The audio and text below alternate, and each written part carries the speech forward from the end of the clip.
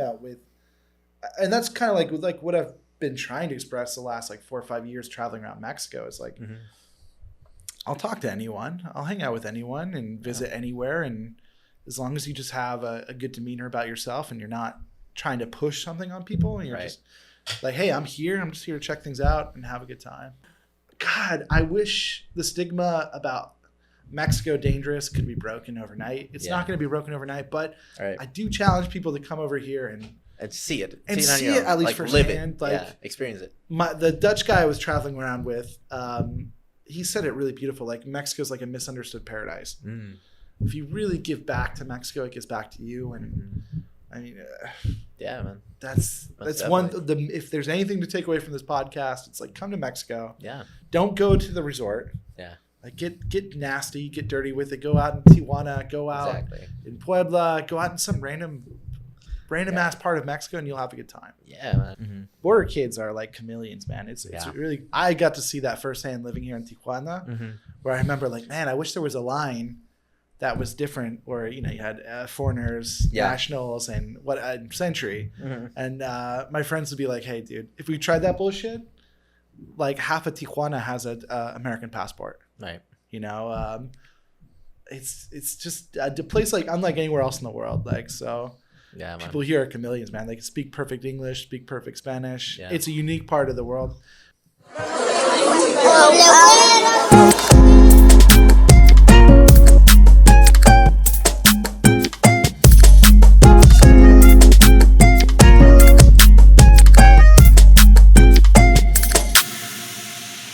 Yeah, man. We are live. We are here. What's up, Border Kids? We're here once again in another episode with your host, Daniel Cuadras. What's good? We're here. Good evening, good morning, good night, wherever you guys are.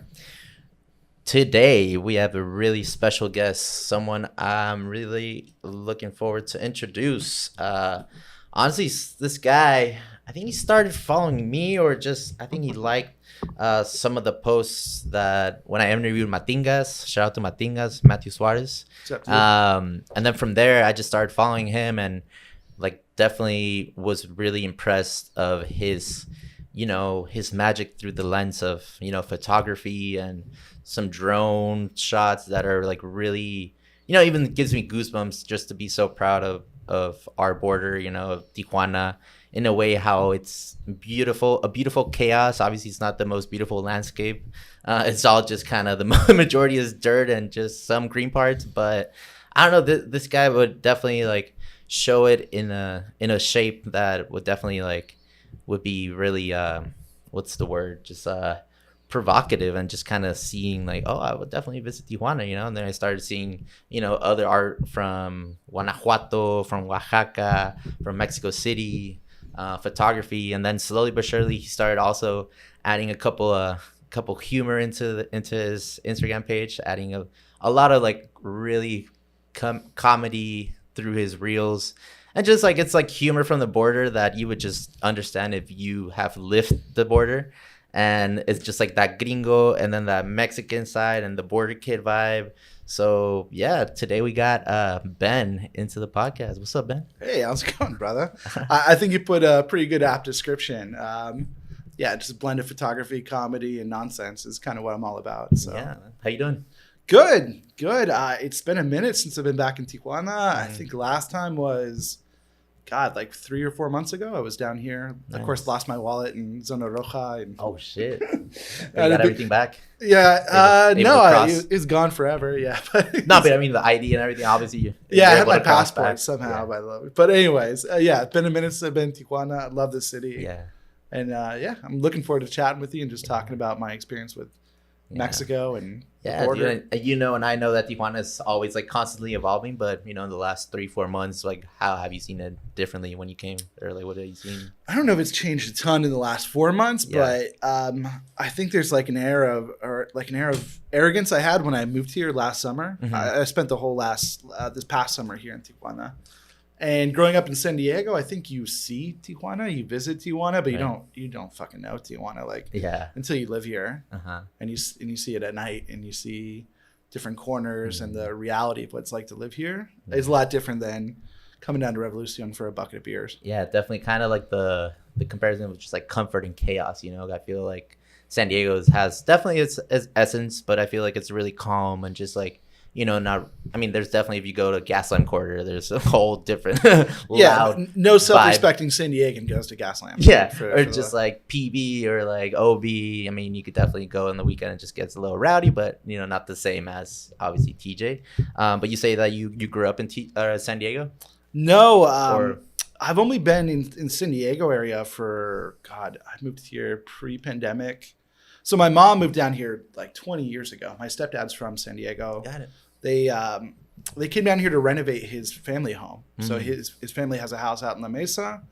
They came to renovate it and sell it. And after they renovated it like 20 years ago, they're like, nah, we're good. We're just going to stay here in this house. And they moved down. And I've been coming here for like 20 years to San Diego, but I grew up in Northern California. Like, I'd be shocked if you knew where Mariposa is.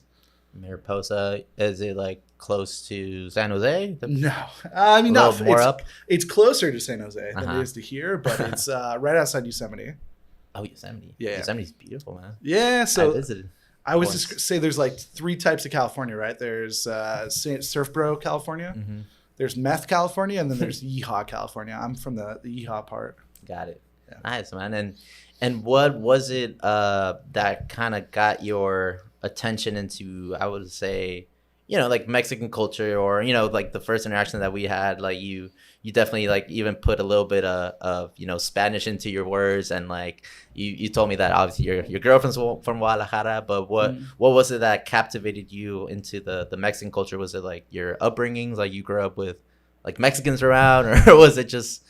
Yeah, I definitely grew up with a lot of Mexicans in my life. Like Mariposa, even though I mean, every town in California is a Spanish name, but yeah, I spent a long time in the Central Valley, which, if you know, the Central Valley is all paisanos, like people straight from Mexico coming there to work the fields, and it's extremely Mexican, like 60, 70%. And then I have an adopted sister that's in my family. She's also Mexican, so to me, like the idea of Mexican culture was not like a distant, crazy different thing. So I get that question a lot, like, why Mexico? Like, why do you feel close to this culture? I'm like, I just grew up with it. That's awesome, though. Like, but I mean, it's beautiful to see, because, you know, I've met people from just, I don't know, just Chula Vista, and sometimes I Uber, and like, even like when I went to elementary school or like middle school, like I met people that were just not even 20 miles away from the border, but they never visited Tijuana or a part of Mexico, you know, which for me, it was just like eye-opening. It was just like, dude, it's just, do you have a passport? It's like, yeah, but, you know, like I don't want to go down there. I don't want to get a shot. And it's like,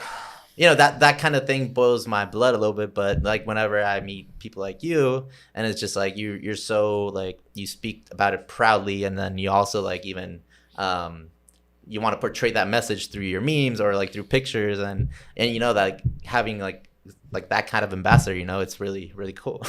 Well, I think there's a growing majority, not growing majority, but growing like undertone of like gringos who are like interested in the Mexican culture. How can you not be? Like, I think even the most caring, crazy lady who's maybe, you know, yelling at Mexicans in the park for playing music too loudly still has an intrigue into the culture that's here. Like, Mexican culture is just cool. Like, who the fuck doesn't like Mexican food? Yeah. The music, people are getting around to it. I mean, now you got Peso Pluma, and the culture's not that he's the entire ambassador for Mexican music, but I mean, you got directors winning movies or winning awards for Mexican directors. Like, things are changing. But I was always open to it as a kid. Like, I mean,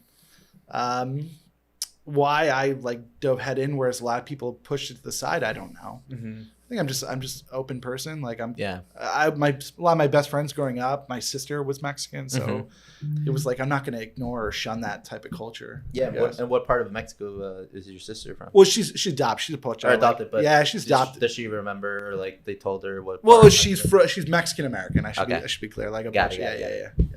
Got it. And then from there, did she know Spanish, like when? No, they adopted her when she was a baby. Okay. Yeah, so she grew up with that. Poor thing. Like, so she's gringa as they come now. You know. No, but I mean, definitely onto a better life, and then just obviously growing up with you as a brother, and just like, I mean, growing in that surroundings of Mariposa, and just like adopting also the culture of Mexico within Mariposa.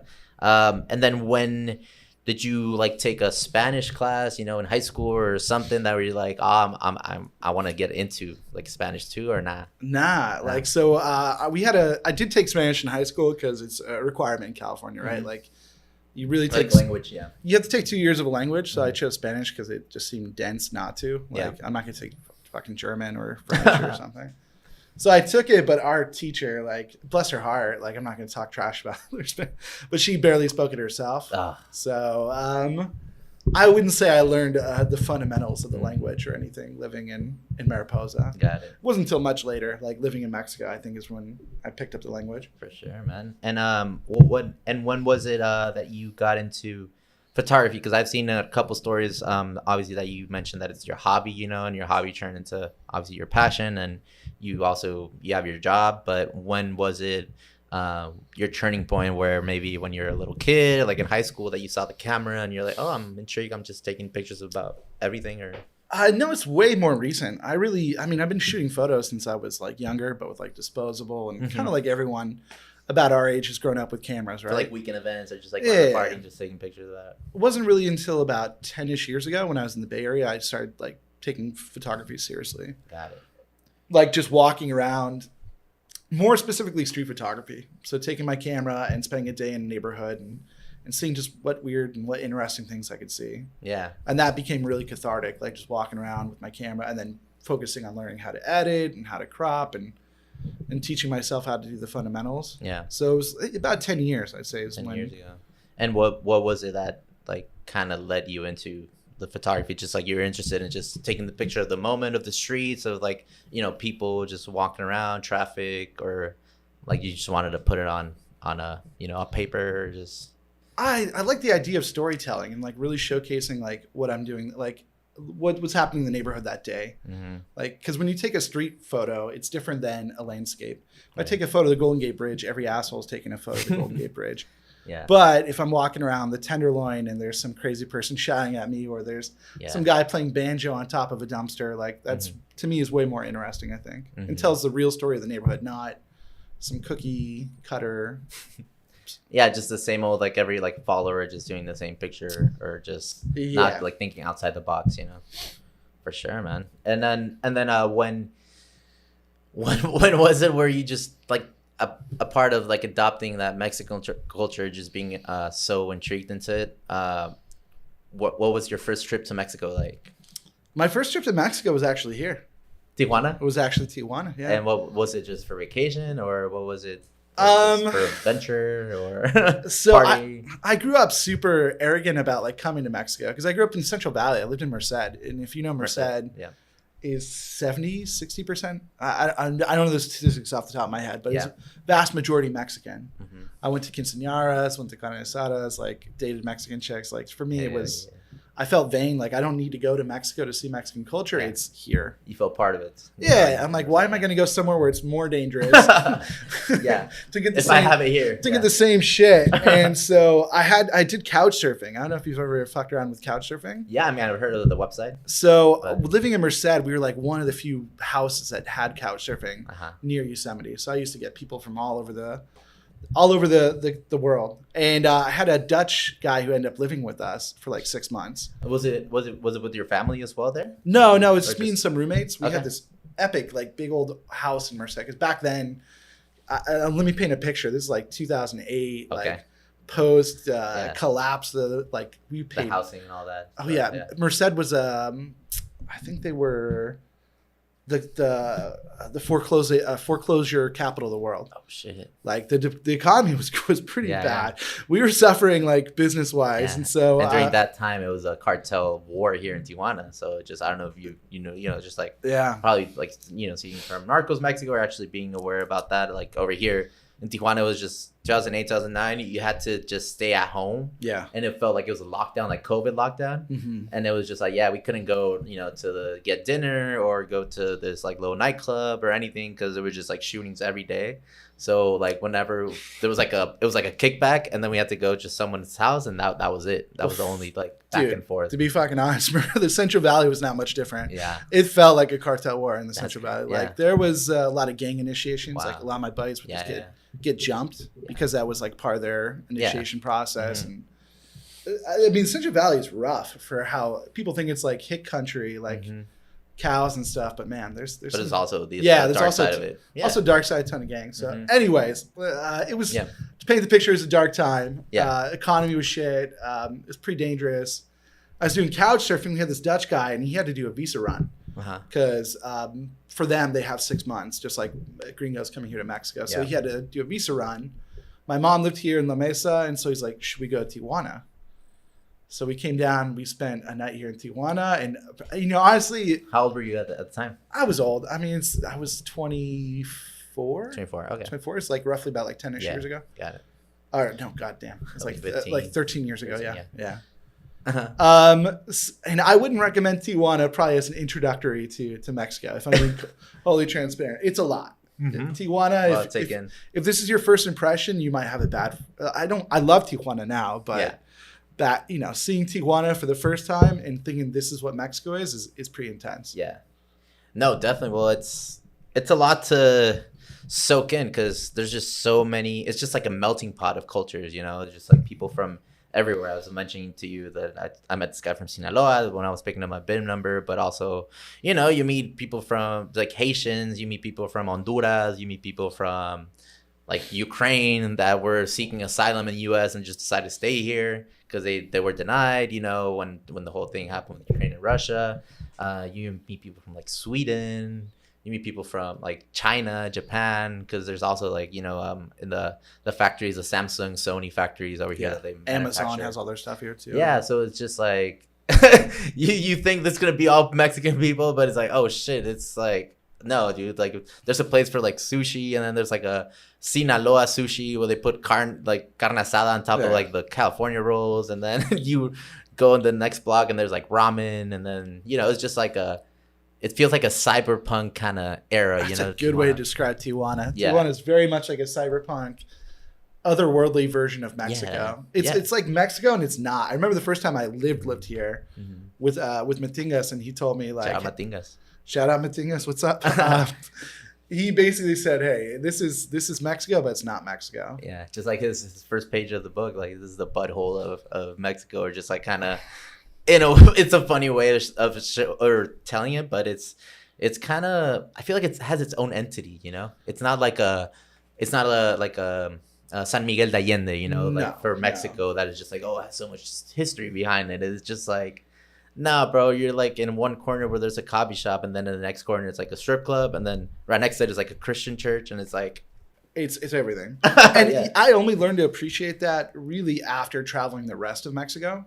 Like coming here for my first experience, you think this is normal Mexico, and obviously it's not. Like this is a weird Frankenstein version of what Mexico could be in like 50 years. Yeah. But you go to the rest of Mexico, and even they don't rep it. Like you talk to other Mexicans about Tijuana, and they're like, no. Yeah. They're very opposed. I mean, they'll come to Valle Guadalupe. They'll come to. Yeah, it's interesting, bro. Like I last year, or not last year, but in April, I went to Coachella. I normally go like every other year to Coachella. And then, new people around, everyone drunk or on drugs or just sober, and everyone's so nice. And it's like, oh, where are you from? Like, and I'm like, oh, like, I was born in San Diego, but grew up in Tijuana. And it's like a Mexican dude. And he's like, oh, Tijuana? I'm like, oh, Sinaloa. But he said it like with a tone, like repping his city, but just like kind of talking shit to me. And I'm like, oh, dude, I mean, yeah, I grew up in Tijuana, but I just want to be your friend, bro. Like, cool that you're from Sinaloa. But he's from Sinaloa, and he's talking shit about Tijuana? No, he's just like in a tone like, oh, I'm from Sinaloa. Just like, what are you gonna do? Kind of like a kind of vibe to me. And I'm like, bro, like I just grew up there. I'm not a part of a cartel. I'm not part of a gang. Like I just wanna dance, But it's ironic. I mean, because half of the people here in Tijuana are from Sinaloa. Are from Sinaloa. They came back. I forget what in the 50s and 60s for the fishing. Mm-hmm. And now there's, interesting. Yeah, honestly, like the 90% of like the seafood places are like estilo Culiacan, and it's just like, well, estilo Mazatlan or But yeah, it's interesting. Obviously, that kind of, I don't know if it's like hate or envy or just like kind of not really like being proud or just saying that Tijuana is like Mexico, because like they give a shit too of like our pronunciation, obviously because we grew up so close to the border in San Diego. And like even I remember one time I had a roommate, he was a doctor, but from Tijuana, and he had like a just like kickback here with another other doctors, but they were the people from Tijuana that normally don't cross to San Diego. Yeah. Because there's definitely the people like me, like border kid, that are just back and forth, like working over there, like coming over here. But then there's obviously people at Tijuana that just cross like once every 2 months, 3 months. And then we're just like chopping it up and like, oh, what do you do? Oh, I work in San Diego. And then something came up and I'm like, oh yeah, I went to Starbucks the other day. He's like, oh, Starbucks. Que malanchista, It's like, no Starbucks? And I'm like, dude, like, and then they were giving me shit about it. It's like, but it's like, dude, you're also from Tijuana. Like, you're making fun of the pronunciation. Sorry, I said it right. You know, that was just it was kind of weird, you know. But yeah, man. And then, so your first trip, Tijuana, definitely you were like kind of weird about it. And then, what was your second trip or your second city destination that you? I don't know if I'd say weird about it. It was just, I mean, Tijuana, if you're not prepared for it, can be pretty dark. Like we came Overwhelming. Overwhelming. We came down here. Obviously, you know, you come to Tijuana for two things. You come to eat, drink, or Hong Kong. Yeah. So we weren't trying to do the whole whorehouse type of thing. We just wanted to come get some beers and food and check out Tijuana for the night. And it ended up being really cool. We met a lot of cool people. And in the end, it was very nice. I mean, but there was a couple seedy moments where, like, I remember we were in some like dive bar, and some lady started screaming at some güera. Like, she was like super blonde, super light eyes. Like, you gringos need to get the fuck out of here, blah, blah, blah. Like all this, like in English? In English. Oh, wow. She was perfect. She's obviously a border kid too, right? Yeah. And I was like, I don't know what is going on right now. Yeah. Why are you yelling at me? I'm just having a beer. Of course. But in the end, the next day we ended up meeting some dudes going out for like ceviche, and it was cool. I mean, it was real fun. Tijuana's fun. Yeah. If you let Tijuana take you away, it can be a good time. Of course. So the second trip was the same guy, my Dutch buddy. He had this whole agenda where he wanted to drive. He bought a car up in San Francisco, and his idea in his head was to drive from San Francisco down to Argentina. Wow. And so I met him in Mexico City. So I flew down, met him, and we drove around. We worked. And he made his way by himself, San Francisco to Mexico City? Yeah. So he picked up another dude along the way, a Puerto Rican guy, and we ended up just being homies. And, a Puerto Rican and a Dutch guy. Yeah, they were both named Christian, which is funny. Tristan and Christian. Sounds like a movie, man. Maybe it should be. I don't know. Puerto Rican and Dutch. Yeah, Dutch dude. To Argentina. And we didn't have, I mean, this is, a long time ago. We didn't have cell phone service, nothing. Yeah. Luckily, obviously, the Puerto Rican spoke Spanish. Christian was learning Spanish. I was learning Spanish. And, I was supposed to be down here in Mexico for like 2 weeks. I had planned out 2 weeks to be on vacation. Something happened with my work where they were laying a bunch of people off, and I got severance. So what was supposed to be 2 weeks turned into 1 year. Damn. So I spent like almost a year traveling around Mexico, working in hostels, and that's really when the gloves were off. Like, I was like, okay. Just exploring yourself, like getting to know you, and also like knowing other people. Yeah, I stayed for 1 year. He stayed for 2. He stayed for 2 years here in Mexico. Wow. And now that Dutch guy has a Mexican wife from Mexico City, and they live in the Netherlands, and they have 2 kids. Wow, dude. Yeah. That's insane. And that job you were working at, what were you doing at the time? I was working in retail. I was working for AT&T for one of their corporate stores back in the day. Yeah. And they just decided they were closing down a bunch of stuff in the valley. It's like during the crash. Yeah, cutting staff and stuff. So when they cut us, I had a good severance. It was a union job. So I took some time off. I was like, screw it. Like, if I have time off, I have money. Yeah. I'll just stay in Mexico. Yeah. And during that whole year, what cities did you visit? Was it just all around Mexico? No, not a ton, to be honest. Like, mostly Mexico City. We stayed with some couch surfers in Mexico City. We ended up becoming good buddies with them. And there's a trend here. We became good friends. Those dudes are still my homies to this day. Like, they're all from Hidalgo. Yeah. I still visit them like once or twice a year up in Hidalgo. Yeah, Pachuca. I've never been to Pachuca. Yeah. They're in this like crazy town called Bujay, which is like a suburb. Okay. Which is basically you have to work for Pemex to live there. Work for what? Pemex. What? Oh, Pemex. Okay. Yeah. They all work for the refinery. Okay. And so they're Puebla and Veracruz, really, just the 3 main. Yeah. Well, I think it's beautiful. Like, whenever you are traveling and you just connect with other people that you would never have an idea or just would never expect to meet them, but they are definitely in the same journey as you are. You know, they're just also like exploring or getting to know other people. And if you're open and they're open, then, you know, they're up to adventures and you're down for adventures. I feel like that's what like kind of brings us together. And I feel like that's why we became so good friends, you know? I mean, at the end of the day, you could also have like bad experiences, but I feel like it's very rare, you know, like it's few and far between. From my experience, like people talk a lot of shit about Mexico, and rightfully so. Like the pitfalls, the danger, the tragedy of Mexico for a lot of parts of the country. But as a traveler, like it's honestly not that bad. And people hate when I put that shit out there. Where I'm like, Mexico as a tourist, as a traveler, it's not that bad.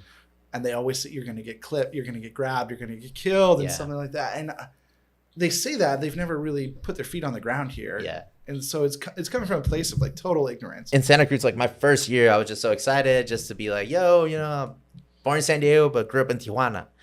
And, you know, Santa Cruz are like, it's hippie honestly kids, like 90% just hippie homies from San Francisco or like LA, Orange County area. Yuppies. Like and it's just mostly white people. And they would look at me and just open their eyes like, Tijuana? And I'm like, yeah. It's like, how did you survive? And I'll be like, do you want a hug? Like, do you have a liver? And I'll be like, dude, like, I mean, yeah, I guess, like, I'm cool with it. It's like, dude, like, how was it? And then it was me giving a whole spiel for like 30 minutes of explaining about how Tijuana is like and just how living there. Do you feel like you're like the ambassador for Tijuana? So that's how I felt for like the first month, because every time I went to a kickback or to a college party, I had to explain it for like 30 minutes to everyone I met. But then after that, I was just tired. I was like, dude, I'm just from San Diego. Like, oh, cool. And then that's just where I kept on going with, you know, other things. I can only empathize so much. In fact, like this last year, like being Jewish or having an Israeli family, like having to constantly explain like the conflict everywhere or talk about it. And I'm like bored to tears with it. So like I can empathize a little bit where it's like, dude, I'm not representing. And I shouldn't have to explain my shit everywhere I go. Like I'm from Tijuana. I think in the future it's going to change. I think it's already changing. Like people are looking to Tijuana as like cool. Opportunity for sure about like anything. Like, I mean, people from Mexico, obviously from south go up to the north, you know, because there's way more opportunity over here. Dollars. And then, you know, if you go to San Diego, everyone like from Colorado, everyone from like other states, like that are just, you know, I mean, I don't want to say not that great, but just probably San Diego is a better city. But every time I pick up people from Uber, like in San Diego, I would say like 90% of them, they're not from San Diego locally. So obviously on both sides, there's a lot of opportunity in the moment, you know, so or like a lot of growing or just evolving, you know. From my limited experience, like coming here to the north of Mexico in general is like a totally different world. It feels like a different country. A whole full stop. Like for me, there's like 3 Mexicos. You really got the north, the center, and the south, and there's obviously intersections, but the north is vastly different culturally, and that's what I grew up with coming to Tijuana. But dude, I saw you actually went to Oaxaca too, right? I lived in Oaxaca for a long time. How long? I was in Oaxaca in total for a year and a half, almost 2 years. That's sick, dude. I went for a full 10 days with my homies, like 10 of my homies, and we did Oaxaca. We rented 2 cars, and then we drove like from the heart of Oaxaca all the way to the coast. We went to San Jose del Pacifico. You eat the mushrooms? Dude, it was July. It was mushroom season. I mean, half of us did it, the other half were, you know, didn't want to do it. I'm like, hey, whatever floats your boat. The other ones went to Temazcal, and then the other half we went up on a hike. And what'd you think of San Jose? It was beautiful, man. It was my second time doing mushrooms. I did it in Santa Cruz, but you know, there's like the majority of them was our first experience. But yeah, dude, San Jose is just so, I don't know, just gasping, just like seeing, like taking it all in, even like, you know, sober or on mushrooms. Is just like it's like a different planet over there, man. Like you could tell how like Oaxaca is like, well, also Chiapas I've never been, but like Oaxaca, Chiapas area, Veracruz is like, it's like the lungs of Mexico, you know. It's just like the greenest areas I've been in my life, and it's like felt like I was in Jurassic World, you know, like. And trying to describe, you know, that's a different vision of Mexico I think that most people have. Like a lot of gringos here in San Diego and LA, they think of Mexico, they think of tumbleweeds and cactus and sepia color, you know, sepia.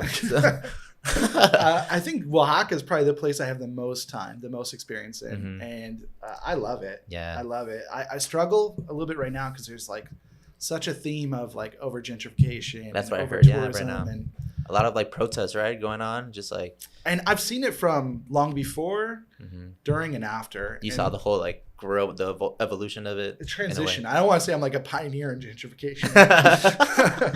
Yeah, but I've been going to Oaxaca for over 10 years. Yeah, you know, and to see where it was and where it's become.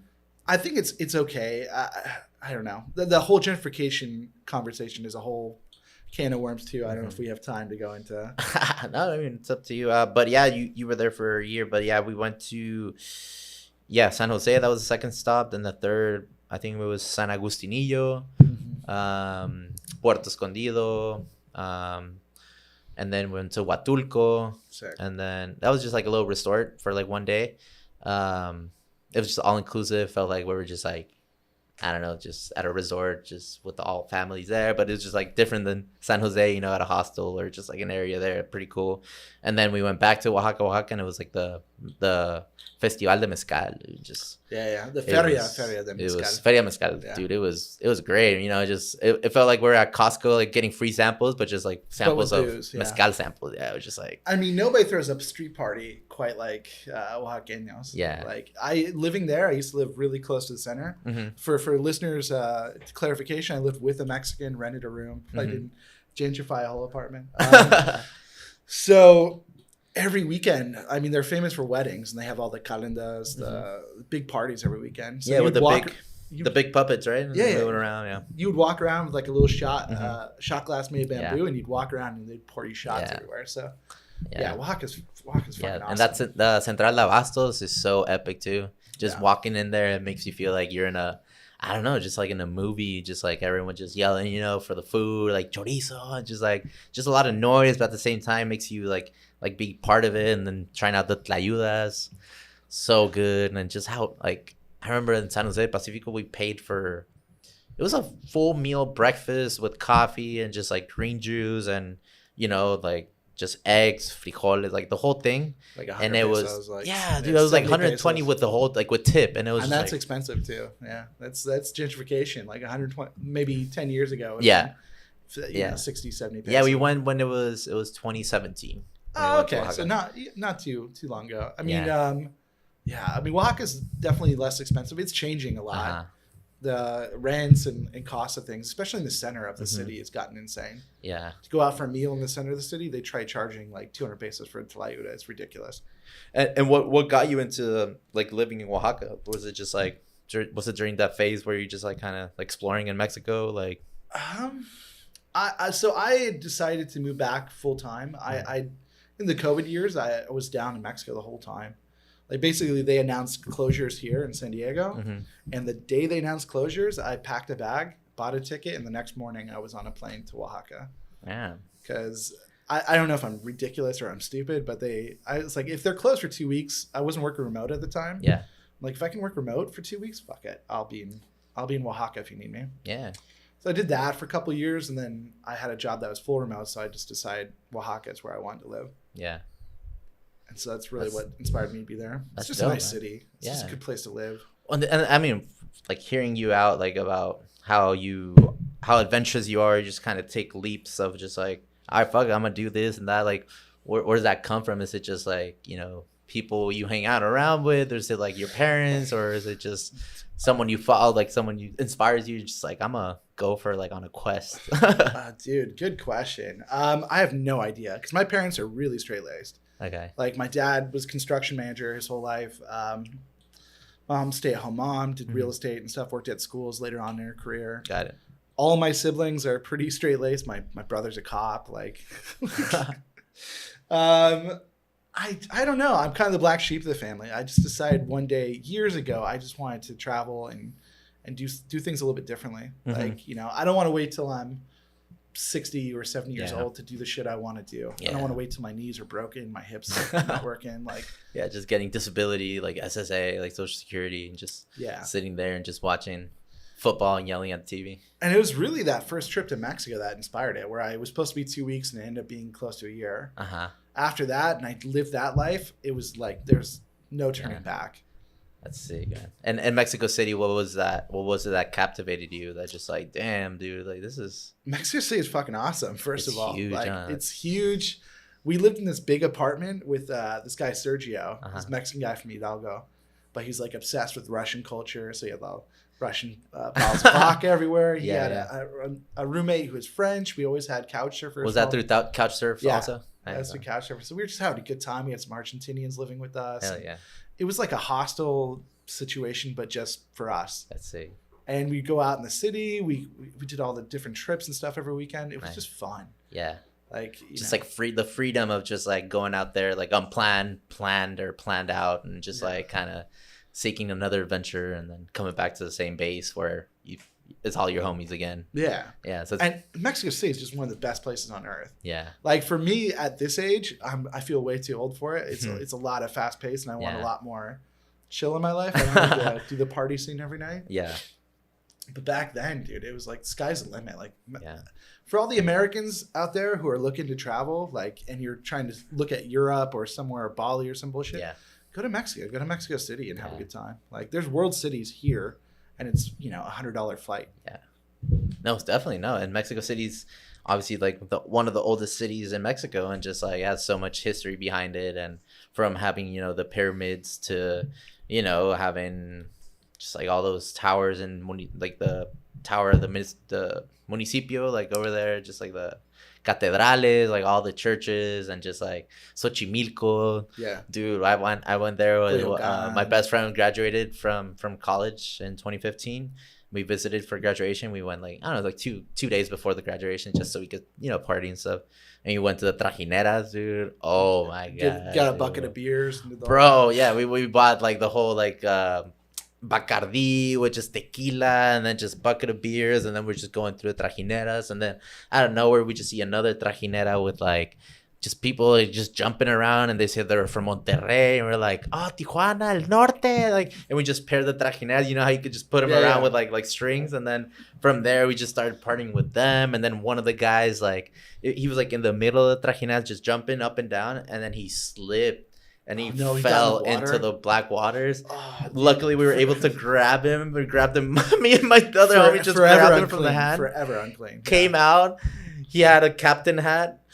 And then he just came out and then he's like, I'm like, you okay, bro? You just literally went to like the dirtiest waters like you could possibly imagine. And then he was just like, end myself he's like, where's the shit? Where's the bottle? Let's keep on partying. I'm like, damn, what a trooper, man. Like keep at it, but what a fiend, dude. Like good times. Yeah. I don't think a lot of gringos understand just the quality of life in some place like Mexico City. Yeah. And when I say quality of life, I'm not just talking like you make this much money, you have this house, whatever. Mm-hmm. The joy that you get out of living in a place like Mexico City. Like Mexico City is fun. Yeah. The access you have to every food, culture, like people don't realize Mexico's multicultural. Yeah.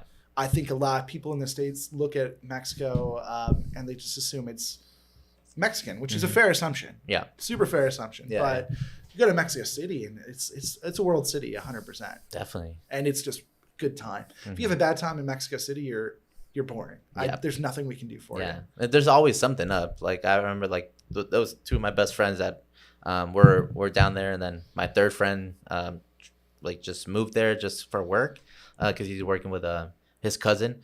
They do like textiles and just like clothing and all that stuff, and just like in the marketing and just moving it around. But yeah, man, it was just every weekend they would just show us videos of just like a different bar or a different nightclub, and it was just like not like it would never end. It was just infinity of just like things to do, which is like pretty fun. Or like music too, there's so much culture within like concerts or festivals, and just like you can just nonstop navigating through Mexico City. Yeah, whatever you want, it's there. Even more so than New York City, because like it's affordable. Like you're not breaking the bank by living or vacationing there. And then too, like Chilangos have such a good quality of life. Like you can leave the city and there's just like New York, you got to take a hike, right? Like LA, there's nature outside of LA. But you have to go from one corner to the other. It's the US, Yeah, but Mexico City, you drive a couple hours outside the city and you're in forests and it's beautiful. Like yeah, it's an epic spot. Most definitely, man. Yeah, Mexico City is a pretty cool place. And then besides, Mexico City, Oaxaca that you stayed in, what other city definitely like captivated you into just like that you have lived in a longer period of time? God, if I had to like put my finger on a place that I just fell in love with, probably Puebla would be up there. Puebla. Yeah, Puebla's underrated. Yeah. I just because it's so close to Mexico City, a lot of people write it off. Mm-hmm. Because if you're going traveling, you're going from Mexico City to Oaxaca, you'd probably skip it because it's 2 hours from the city and then another 3-ish, 4-ish hours to Oaxaca. Yeah, I've never been to Puebla, but I heard great things about it. One of my best friends, Alejandro, shout out. He went for college. He went to In Cholula. Yes, for football. Yeah, American football, right? Yeah, there's a big scene over there, and I think they won one year like the championship. He's telling me all about like he's like, dude, well, college football like in the States it's like different compared to Mexico, but it's like, yeah, dude, everyone just literally like just shooting up roids to just fucking get stronger, and then it was like a fucking battlefield out there because it was just like it's a different scene, but at the same time it was fun as fuck, and there was just so much partying, and like Puebla can definitely like also good for food as well, like mole poblano is like one of the best moles in the world. Samitas. Yeah, dude. Samitas are pretty fun. I mean, food is. I have a controversial opinion where I think like Puebla has the best food in Mexico. I've never been, but that's good. I believe you. And it's just a cool city. I don't know why I gravitate towards it. I went there because I met some dudes in Tulum who'd lived there, and they invited us to visit us. And when Mexicans tell you like, hey, come visit me, they mean that shit. Yeah, they're not like, oh, I'm like tomorrow I'm gonna ghost you. Like it's for real. I hate that Californian shit. Where it's like, hey, dude, I'm gonna go this hike tomorrow. You want to come? Oh, I'll be there. And the next day, like, I'm busy. Yeah. Fuck, you're busy. Or the typical like, oh yeah, follow me on Instagram. I'll shoot you a message, and it's like it just never comes to. And not even like friends, or even like a girl or something. You're like, dude, like I thought we were gonna hang out. You just what's up? That luckily Mexicans don't play that game. Yeah, they'll tell you straight up if they don't want to hang out or something. Yeah. I feel like that's Mexican culture, man. That's what I love about it. Like every time, like my best friends I'm telling you about from college, 2 of them I brought down to Tijuana. Shout out to Ajax and Seth. Seth is from Marin County and Ajax from San Jose. But like right before I was driving them back to the airport, I'm like, yo, like what was something that captivated you from here? He's like, dude, like. They're like, dude, honestly, like everyone is just so nice. Like everyone has like a really warmth, like welcoming sensation to like anything. Because even Ajax, we took him to Tacos Hipódromo. Mm-hmm. And it was like, obviously it's not like Tacos El Frank or just something that everyone knows in Tijuana. But dude, we were just eating there, and obviously the butcher, the guy that chops up the meat, he knows me. And then I'm like, yeah, bro, this guy from San Jose. Dude, the guy just takes out the apron, gives him the machete, and he's like, go right next to the trompo, and then like, we'll take a picture. I'm like, dude, what the fuck? And he's like, obviously, it's like no one in California would be like, hey, go in the kitchen and take a picture. Like, so I was like, pretty cool. Like that's a dope gesture without me telling you to do that. Without forcing it on anyone. I have about 100 stories like that, but like one that comes to mind here in Baja. I took some friends down to Valle Guadalupe. Yeah. And on the way back, we stopped at an OXXO in the middle of nowhere. There's a guy on a tractor, and we were talking to him. He gives us beers. And he tells my buddy to get on the tractor and to drive the tractor. Hell yeah. That shit would never fly in the States. Yeah. And dude, the amount of times, the volume of times, I've been invited to random houses, or I hitchhiked a large chunk of Mexico. Yeah. People would pick me up. Yeah. And then would invite me out to eat, to drink and stuff. Yeah. Like, people are cool. Yeah, man. That's the beauty of it. That's what I'm saying. Like, I mean, there's definitely from people to people, like once you get into the depth of like, as we were saying, like the Mexican is the other, like the biggest enemy of the Mexican is another Mexican. And it's just like, we definitely get into that subject, but at the same time, like people are just so, just humble in that sense. Like, even though they don't have a lot, like meaning like money or just like barely a house to afford it, and like just from an outsider, they're welcoming them and just granting them with food or shelter or whatever, and just like not even expecting something from you, Yeah, never. Which is like really, really amazing. Because, bro, like I want to say like 5 months ago, I had a guy here in the podcast. This guy, he's from Durango, and he decided to go on a journey walking from Los Cabos to Tijuana. No shit. And it took What's him... that, 1,000 miles? Yeah, it took him 2 months and a half to walk. And I asked him, like, what was, like, one of the biggest things that you noticed about the people, because you're kind of an outsider and kind of playing a video game, because where you're just going along with the flow with people that are going into your life, because you're just like walking down the road, and then people are gonna stop and tell you something or invite you somewhere. And like he's like, dude, honestly, just anyone that was just in the house and just saw me with a stroller, because he had a stroller with all his stuff in it and just like his camping tent and the sleeping bag, he was just like, dude, everyone that I met like either wanted to give me money, food, or just wanted me to have just a place to stay.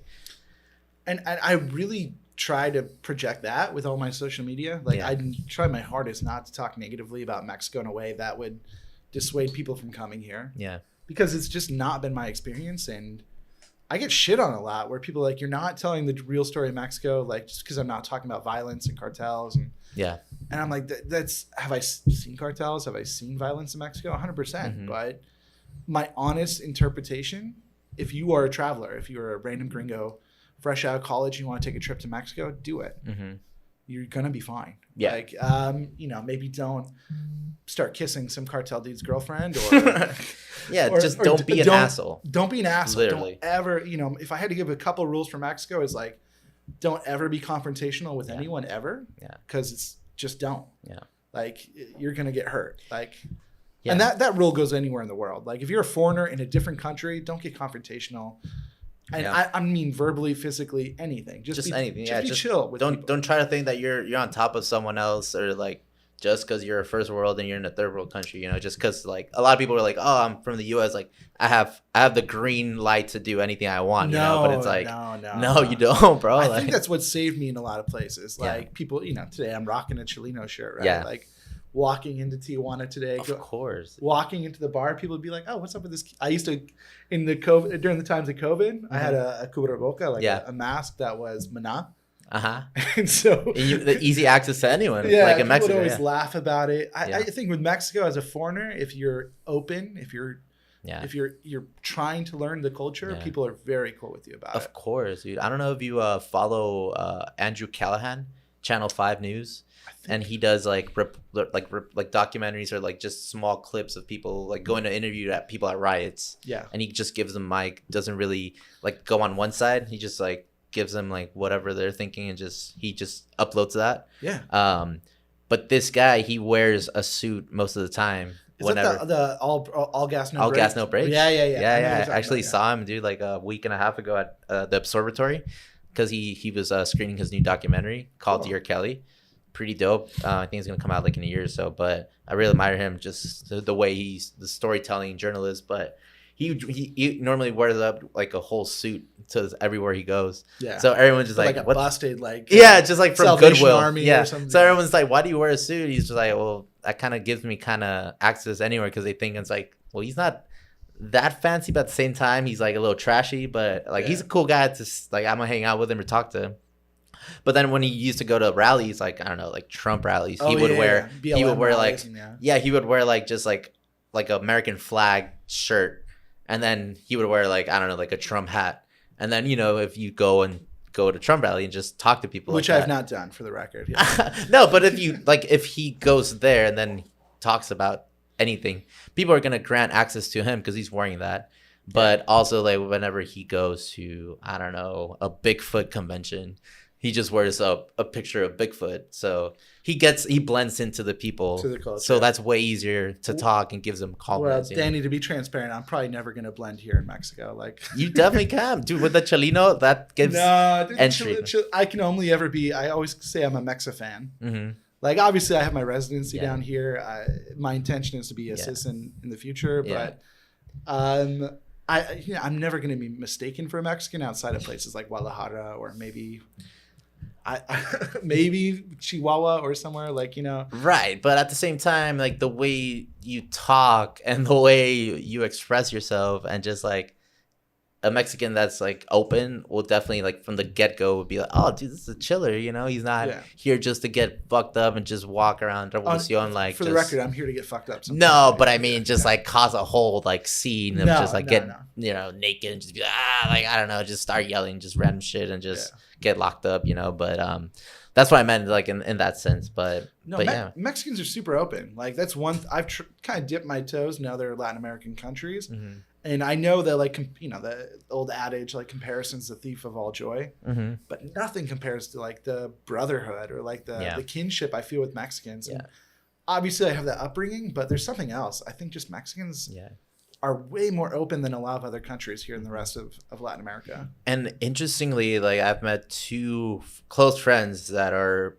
from El Salvador, but they identify, or in a way they just say they're Mexican, because they just say that it's, I'm like, why do you say you're just from Salvador? And they're like, because, like, I mean, Salvador is Salvador. It's like, it's smaller, and, like, I mean, people know about it, but if I say I'm Mexican, people are just more welcoming. And I'm like, that's interesting, man, because they got one of my roommates for a little bit, Edward Ramirez, for 3 years. I thought he was Mexican. He never said he was from Salvador. The last like year, he was like, yeah, from Salvador, dude. I'm like, you didn't know? I'm like, yeah, I never said that, but yeah, I'm from Salvador. I'm like, that's interesting, man. I mean, that's whatever floats your boat, but it's I've seen the other tail end of that. Like, when I lived in the Bay, I had a bunch of coworkers who would all tell me, oh, we're Persian. And it turns out they're all from Afghanistan, but they spoke Dari, which was like a version of Farsi. Yeah. And I'm like, why wouldn't you tell people you're from Afghanistan? They're like, it's just a whole thing. Well, just as we started the conversation where I told everyone I was from San Diego, grew up in Tijuana, and then I kind of like gave up and I was like, I'm just gonna say I'm from San Diego. But it's like, I don't know, it just gets in people's psyche into, maybe introducing themselves and just. No, I get it. Like, try telling people you're Israeli right now, and it's just like a whole like. Yeah, they're gonna go on a whole 2-hour podcast tangent, which is like, about dude, I just war. want to have a beer. Yeah, I just want to chill, dude. I just want to chill, dude. It's the same thing with being American too. Like, I've noticed a little bit, never with Mexicans. Like, I've never been at a cantina or like a restaurant where I said, oh, I'm from the States. Yeah. Mexicans will fuck with you. If you tell them, oh, I'm from America. They're like, this is America. Like, you're right. You're not wrong. Okay, I'm from California. Oh, you're from Baja, right? I'm like, okay, so I've just gotten to the. It was our land, and then now it's No, they're just joking. They're taking the piss. Of course, like, Mexicans have a great sense of humor. So I just got in the habit of saying, soy de Gringolandia, de Gringolandia. That's funny. And they're usually disarmed and makes people laugh quite a bit. I was going on a tangent there somewhere. No, but it's definitely it's interesting the way like people talk about where they're from, or some don't even mention it, but yeah, man, it's. For some people, like, whenever you ask them where you're from, it's like, oh, is he gonna like hit me, or is he sometimes people like get offended about asking like where you're from, but it's like, no, I'm always curious. Like, I have no shame in asking people where they're from. Like, oh, what's your ethnic background? Like, in America, there's like a whole culture where that's like super rude. Yeah. I don't really give a fuck. Like, if you come at it from a place of like interest and intrigue and niceness, one time I picked up this lady from Uber, and she was coming out of work, but definitely in a pissy mood. But I'm like, hey, how's your day going? She's like, it's going all right.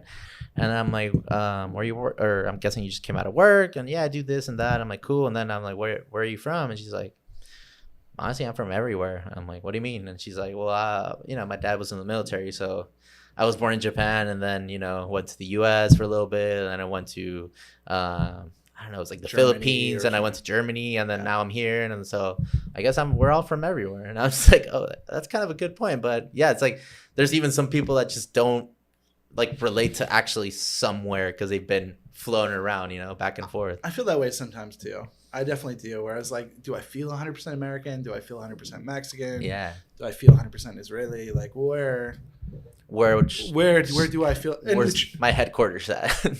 And the truth is, if you come to love another country and you kind of take it on as your own, in the end, like, interesting. Some people like don't relate to actually where their origin is from, but just because they've been surfing around and couch surfing just like you, and just kind of but for you, like, what would you say, like, right now is your current station at? You say Guadalajara, right? Yeah. I've been in Mexico since 2020.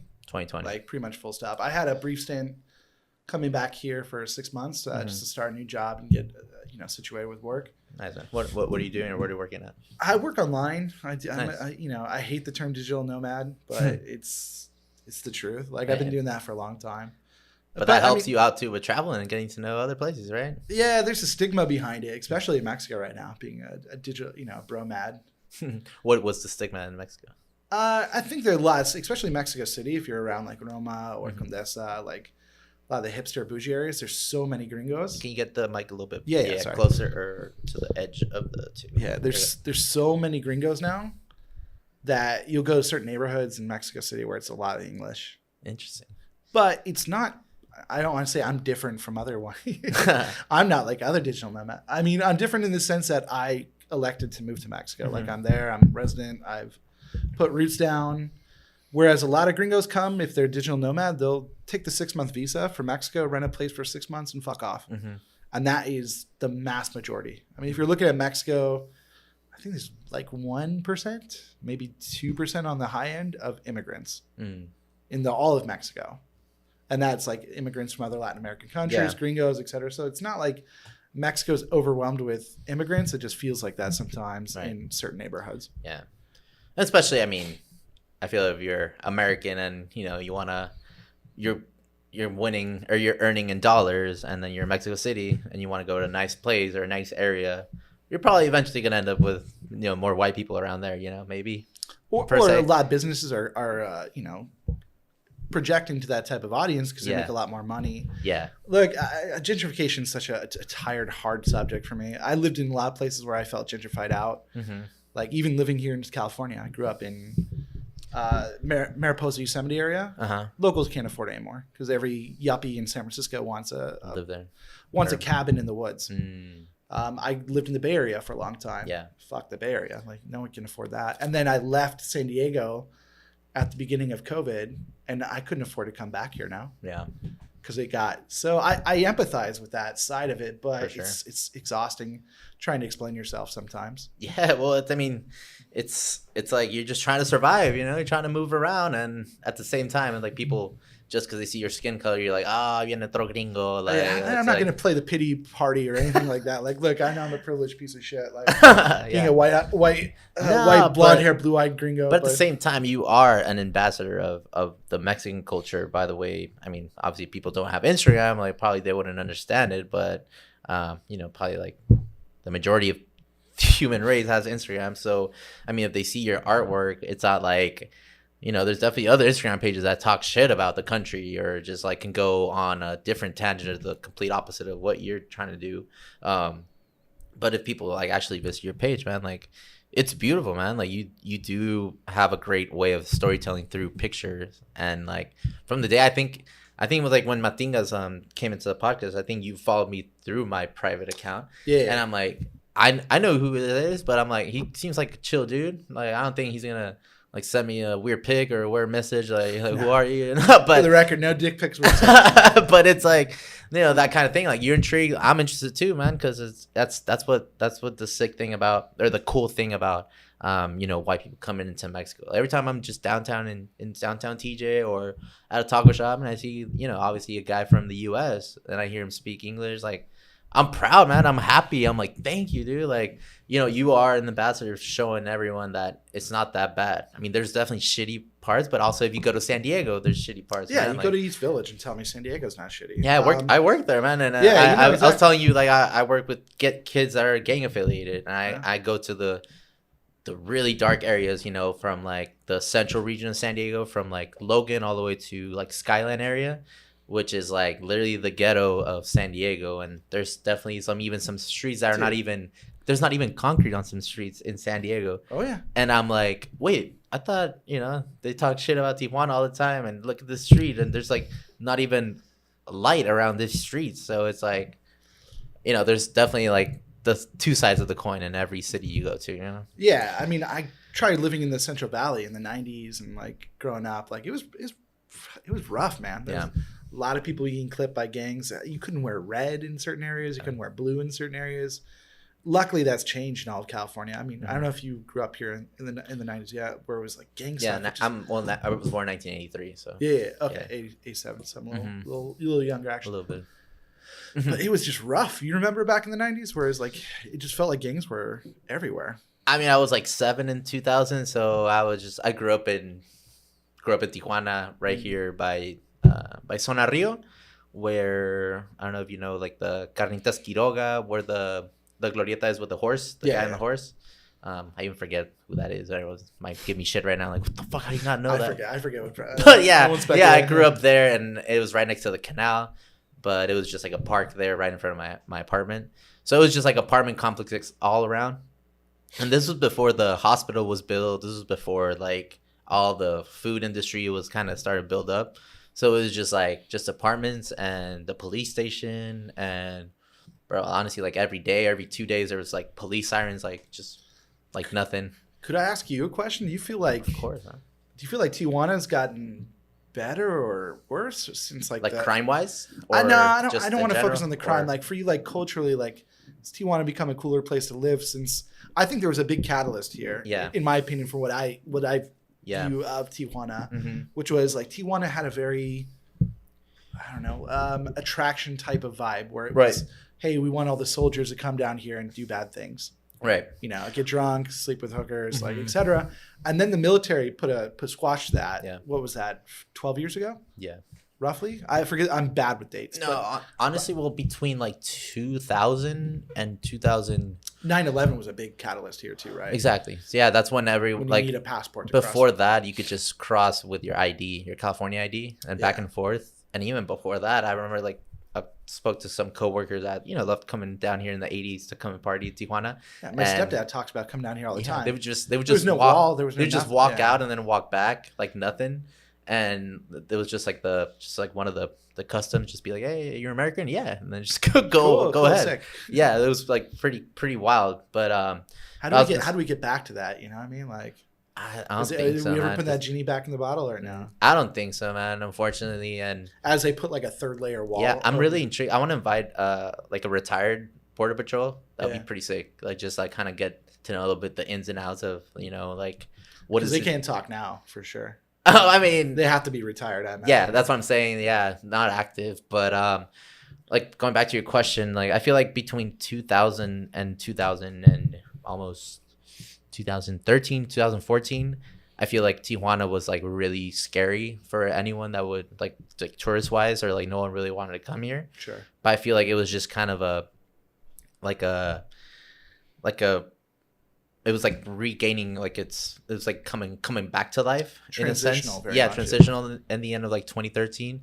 And I remember like even the whole craft beer vibe of Santa Cruz, like they like in 2011 they told me about like IPAs. I'm like, what the fuck is that? I only know Tecate, Indio, and probably like Bud Light. Yeah. And then they're like, dude, try the Sierra Nevada, dude. And I'm like, wait, what is this? And then I tried it and I was just like, what the, like it's kind of a really rich taste to it, but after 2 beers I'm like, Very musty. yeah, but I'm like, I feel it. And then like 5 years later into Tijuana, everyone like kind of started to adopt that trend into making craft beer. Sure. And then I feel like 2015 all the way to 2019. No, 2013 all the way to 2019, I feel like Tijuana started to like rise up again in the sense of Big like time. Valle started to become a thing. It started to become more not touristy, but like in 2013, 2012. More cool. Huh? More cool. More hip. Yeah. And it was like kind of like, even like Kings and Queens Cantina started to become a thing over there. That's where I feel like a lot of tourists like started to rise and just not become the cool thing, or just like hipsters would only go to Valle. But I feel like, yeah, man, I feel like definitely there's a lot of artists, a lot of like chefs, a lot of things going on in Tijuana now that it's just like I feel like it's so hard to catch up on, because the city moves so fast. Like when I first moved back here, like Yeah. this last summer, I was like, I'll never understand the city. yeah.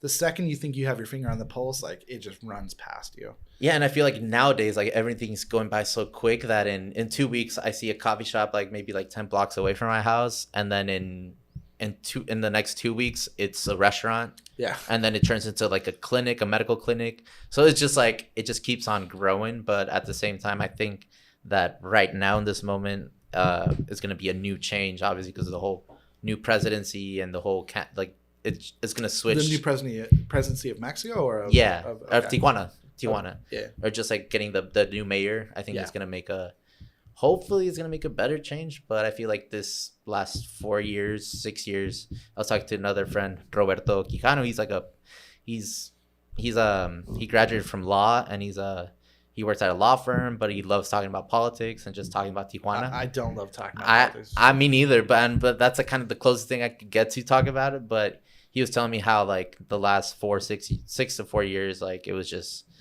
like Tijuana's going into shambles in the sense of just like the infrastructure or just like people not really. It's weird because you have like super bougie high rises going up everywhere. Yeah. Tons. Like there's obviously a ton of wealth being created in Tijuana. Yeah. Tijuana is one of the wealth creators of the country. Yeah. But then like today I come here to meet you and I've complained about this for years. You know, the first impression as a tourist you get crossing that border coming into Revolucion is just shit. Mm-hmm. It's horrendous. It's ugly. All those businesses are closed. I don't understand it. You got all this empty real estate. Other parts of the city too, you have empty real estate where there's a housing crisis, where it's expensive in Tijuana to rent an apartment. Yeah, and we actually brought that up too, like the whole just rising of the new condos, but the prices that they're putting on like the tag, it's like for the 1% of Tijuana, which like doesn't really make sense because it's like, what about the other 99% of the people that are the people that are, you know, serving your food at the fancy restaurants, or the people that actually, you know, cutting your hair, like those people that just, they live in the outskirts of Tijuana that are just probably like far, 45 to an hour to make it to their house. And then you see, you know, where they're living at, and you know, those are the people that need those kind of houses, condos and apartments, but you're selling it for almost like $250,000, you know, and it's just like, it makes no damn sense. Yeah, it makes no sense. And honestly, like all those people that are just buying those condos so they can rent are outsiders from Monterrey, Guadalajara, that they're seeing that opportunity Ciudad de Mexico, and into like, oh yeah, I mean, if I'm 1%, I'm gonna give to another 1%er. But it's just like, yeah, I mean, it's beautiful from an outside just to see those views of the windows and just like it looks super bougie. But no one's and nice. renting them. I mean, you got these high rises here on Revolucion, and it's just they're empty. They're empty. Yeah. So it'll be interesting to see.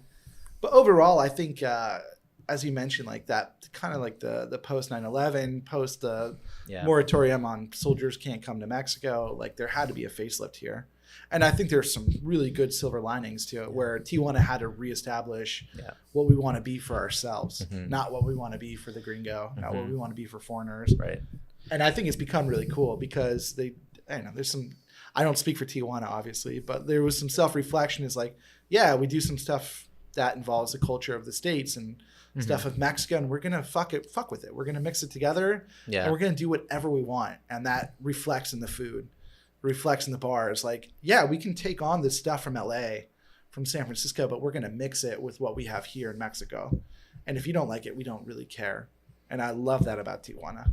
Yeah, I mean, I feel like the Tijuanense from here, it's just like, a lot of people tend to put excuses on things like, oh, I can't do this because like I need to do this and that. But like, I feel like the guy or the girl from Tijuana is just like, I'm just gonna do it no matter what, you know. And we fail. If it does happen, great. Cool. But it's just like always like a problem solver in a way, you know. It's just, I feel like that's always like really what I enjoy. Also, even like bringing people here to the podcast, you know, to like just show also the other side of Tijuana, San Diego, that there's people here that are doing things, you know, doing great things to represent TJ.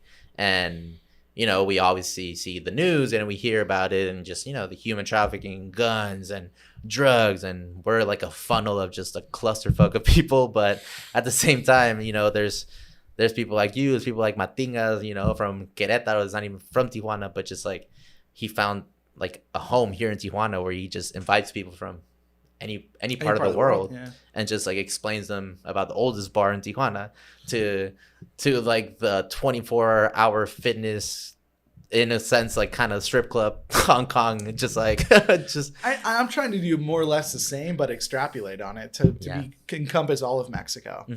Like, you know, people have those same ideas about the rest of the country, maybe not as negative as some place like Tijuana, but they think like Mexico's dangerous or it's bad or I can't do this. I have to go to the resort, all inclusive, and lock myself in there. And I'm here to tell people, no, you don't fucking have to do that. You can get yourself out there, but they'll read stories like the one story a year that comes out here. It's tragic. Like there was just those two Australian kids and the other guy got, but we don't know the story behind that, right? we're making a lot of assumptions and assuming they grabbed him for tires or something. Right. To me, that doesn't make sense. I don't think that was the full picture, but we'll never know. But I can tell you, if you're traveling around Mexico, people are not going to fuck with you just to fuck with you. Like no one's going to check you on the street and just, don't be stupid. If you're drunk at night with your camera, you might get robbed. Yeah. But I do that a lot. I've been drunk with my camera all over Tijuana, and people don't fuck with you. Don't fuck with me. Yeah. But at the same time, like you're not an asshole like trying to bring trouble. Right. At the same time, I don't want to talk about like I don't know what happened, but I'm guessing that obviously being people from Australia or even people outsiders that are here to Tijuana or go to the beach, surfers. I know that surfers are into pot or just other drugs. They want to drink, and I'm pretty sure that they maybe wanted to get something from someone, and then they kind of. I want to stress and be extremely clear, regardless of what. I don't know what happened, but obviously no one deserves that type of finality in their life. It's tragic. Look, that type of shit is depressing in Mexico. Like people being taken out and dropped in a well like that. That shit should never happen. Yeah, ever. But the people tell these stories about Mexico. Besides that, like I don't remember how many years ago it was, the Mormon families up in Chihuahua, and the way the news reported on it was so back-asswards. They were reporting on it like these Mormon families came to Chihuahua on vacation, and they got clipped by the cartel, and Americans shouldn't go to Mexico. That's so far removed from the truth. Like, first of all, they were Mexican. Right. People don't realize there's a huge Mormon community in Chihuahua. Even here in Tijuana. Yeah, even La Calle del Hambre, right next to all the coffee shops and the restaurants, by Otay. Yeah, I think gringos miss, or it's lost on gringos, that there was a lot of immigrants that came to Mexico from all over the world. And they decided to stay because there's just so much like liberty in that sense, they could just do so much and just be comfortable, and no one's gonna bother them, in a sense. You put down roots here, and you're gonna have roots here. I mean, there's a huge Lebanese population, a huge Jewish population, etc. It goes on. It's just Mexico did maybe even a better job of integrating, where they said, no, you're Mexican now, don't talk about that other shit. Right. Whereas in the States, we are all very yappy about our background. Italian, I'm Irish. Here in Mexico, everyone's mixed. Everyone probably got a little Spaniard, a little indigenous, maybe some Italian, French, whatever, but they don't talk about it, and their family doesn't keep track of it. Yeah, I'm the typical. I'm like 2%, Ireland, and 5% from Iceland, and you're like, dude, what? What are you? Right. If you were to take the average person from like Guadalajara and throw a 23andMe at them, they would be a kaleidoscope of the world.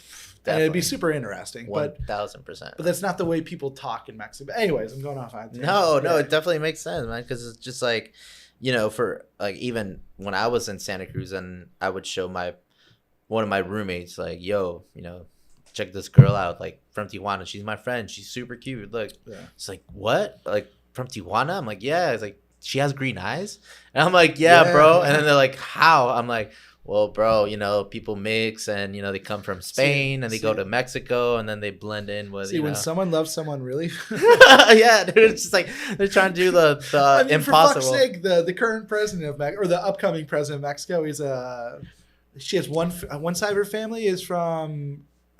From Bulgaria. On the other side is Ashkenazi Jews from like Eastern Europe or something. Yeah. Mexico's a melting pot too. They just happens to be that their melting pot mixed more with indigenous people. That's just it's the difference between them and the States to a large degree. The States, we had a replacement, like we're gonna bring whole families and replace your ass. Yeah. The Spaniards were a little bit different. They're like, we're gonna get at that ass. So, like it was a different standard of, they brought dudes over, they didn't bring whole families. So it was.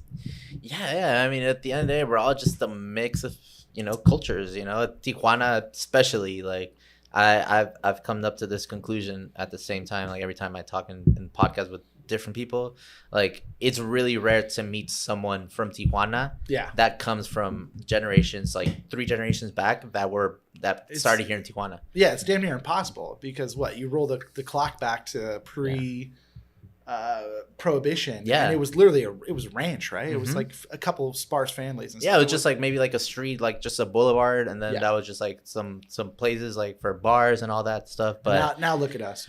Yeah, no, but at the same time, it's pretty amazing seeing that there is that opportunity. And like, for example, on my side of the family, like my dad I told you he was born here, Mhm. but his dad was from Sinaloa, and then my grandma was from Nayarit, Mhm. and then or Tepic, Nayarit, and then on the side of my mom, my grandma was from León, Guanajuato, Yeah. and then my grandpa was from Mexicali. So it's just like It's all over. all over the place, and then just like, oh, Tijuana. It's like, what's about Tijuana? Oh, it's right next to the border. Dollars. And then he's like, oh, let's go over there. Like, obviously there's no Instagram, there's no videos, but just I heard there's dollars, you know. It's like you just cross over there and just work for a little bit and then come back. And then it was just like, And then you never come the back. Braceros program, and it's like, oh shit, like you go out there for 6 months and come back with a bunch of money. It's like, all right, let's do that, dude. And I mean, that's the story of the Americas as a whole. Like, the one thing I think is lost on a lot of gringos is like we tend to look at Latin America as just like an afterthought, which I think is such a mistake. Like, we have a whole continent, yeah. and for some reason or another, a lot of gringos look to Europe as like more their brethren. Mm-hmm. I don't have any goddamn thing in common with someone from France. Yeah. I have way more in common with someone from Sinaloa than I do with someone from. And it's like a whole other planet too, man. Like, Yeah. I mean, literally the other side, like, you know, the old country, but it's like you gotta fly like thousands of miles over there. But it's just like, And beyond that, the history, the culture behind, like, we're a culture of mix and yeah. the new world and shenanigans. And, Mhm. and I love Latin America. I love Latin America for that, and the Americas at large. Yeah. I wish we were just more connected between, because like, what does someone in Silicon Valley have in connection with someone in Buenos Aires? Probably nothing. Yeah. And Just that's maybe the skin color. That's pretty much it. yeah, yeah. Yeah. That's all. They're all Italian over there too. Yeah. But what I mean is, like, we should have a better like idea of what it means to be from the Americas, Right. and have more kindred spirit Mm-hmm. between the different countries here. Maybe it's like a lofty ideal or a lofty No, goal of mine, but I no. think in the future it's going to become more of a reality, Mm-hmm. especially as like we're trying to turn away from all the drama in Europe and Asia. Like, we're going to have to be more self-independent or self-dependent. And I mean, that's another like component into the Mexican culture that I really find fascinating, and it's never a miss because food connects people, man. It's the number one food in America. Yeah, man. And You guys took over Italian food. That's like it's a feat. bro, and honestly, like, well, whoever, like, you know, whenever you invite someone to have dinner, it's just like you connect in all shapes or forms, and just like you eating and then having a great dish, and just like the tortilla could just be mixed in all kinds of ways, from enchiladas to chilaquiles to tacos to burritos, just like, you know, to what other things, just like chalupas, like anything, man, just with flour, and just make it all different shapes, ways, or forms of it, and just also like, you know, showing it to someone that's from like other place, and just seeing their satisfaction into the first bite, man. Like, it's just such a great feeling into that. And you know, they're like, yeah, it's really good, man. It's like, what do you think of it? It's like, dude, it's like the best taco I ever had in the world. And it's just like, that's the beauty of it, you know. And yeah, man, I feel like Tijuana, not only Tijuana, but just like Mexico itself, like with food, it could just take over the world. But It we already just to a love, large degree, it already yeah, has, we just but- love partying too much, and you know, we could definitely be a world a world power. But Well, I mean, Mexico was supposed to be the world power of the Americas, and you guys got in your own shenanigans quite a bit, like Yeah. through all the wars. And yeah, we just independence love to wars. make memes and love to party, man. You know. Hey, I'm here for it. Yeah. I'd rather have fun than do global domination. That's Exactly. fine by me. Yeah, man. But it's changing. I think in the future, man, it's going to be so different. Like, I always stress with my nieces and my nephews, like, and with my sisters, like, raising kids. Hmm. Like, they're all learning Spanish, Nice. because I mean, in the next 10 years, 1 in 5 Americans, or I forget. I'm so bad with statistics. Yeah. Don't quote me on shit, guys. But like, a ridiculous amount of Americans are going to be Spanish speaking. Yeah. Huge number. Well, it's amazing. Just also even that, like, just being so close to Tijuana, like San Diego, like how there's so many people that always tell me, Danny, I need to get better on my Spanish, and it's like, well, dude, download go to- Duolingo, dude. Like, Or better yet, get a girlfriend in Tijuana. Like, that'll teach you Spanish way easier. way quicker. Yeah, because you want to definitely wait till you conquer get that them. first fight, and it's gonna be Yeah, but at the same time, it's just like there is possibilities, like there is an entryway, but just people get, so lazy or this and that, or just I got so much time and I can't, I'm busy, this and that. I'm like, dude, just download Duolingo every time you get out of work, play a little bit on it, just phrases, little things like that, and they'll slowly will get to you. But I mean, how fortunate are we that we live in San Diego? You can go to any shop in the neighborhood and you're probably speaking Spanish. Exactly. Like I think people take for granted the volume of Spanish speakers in America. Yeah. Like how many Mexican Americans are there? 40, 50 million? Yeah. I don't know. Maybe, dude. I don't have a Jamie like Joe Rogan, but we could definitely. Jamie, can you pull that up? Yeah, but it's just like I even give shit to my supervisor. Like, I mean, she's great, but I always like she's white. She's from the Bay Area, but at the same time, every time I'm just like, oh, decente, or like just little words, and she's like, what? I'm like, oh, that's decent, and then just like, I don't know, just say something like, oh yeah, vamos fuga.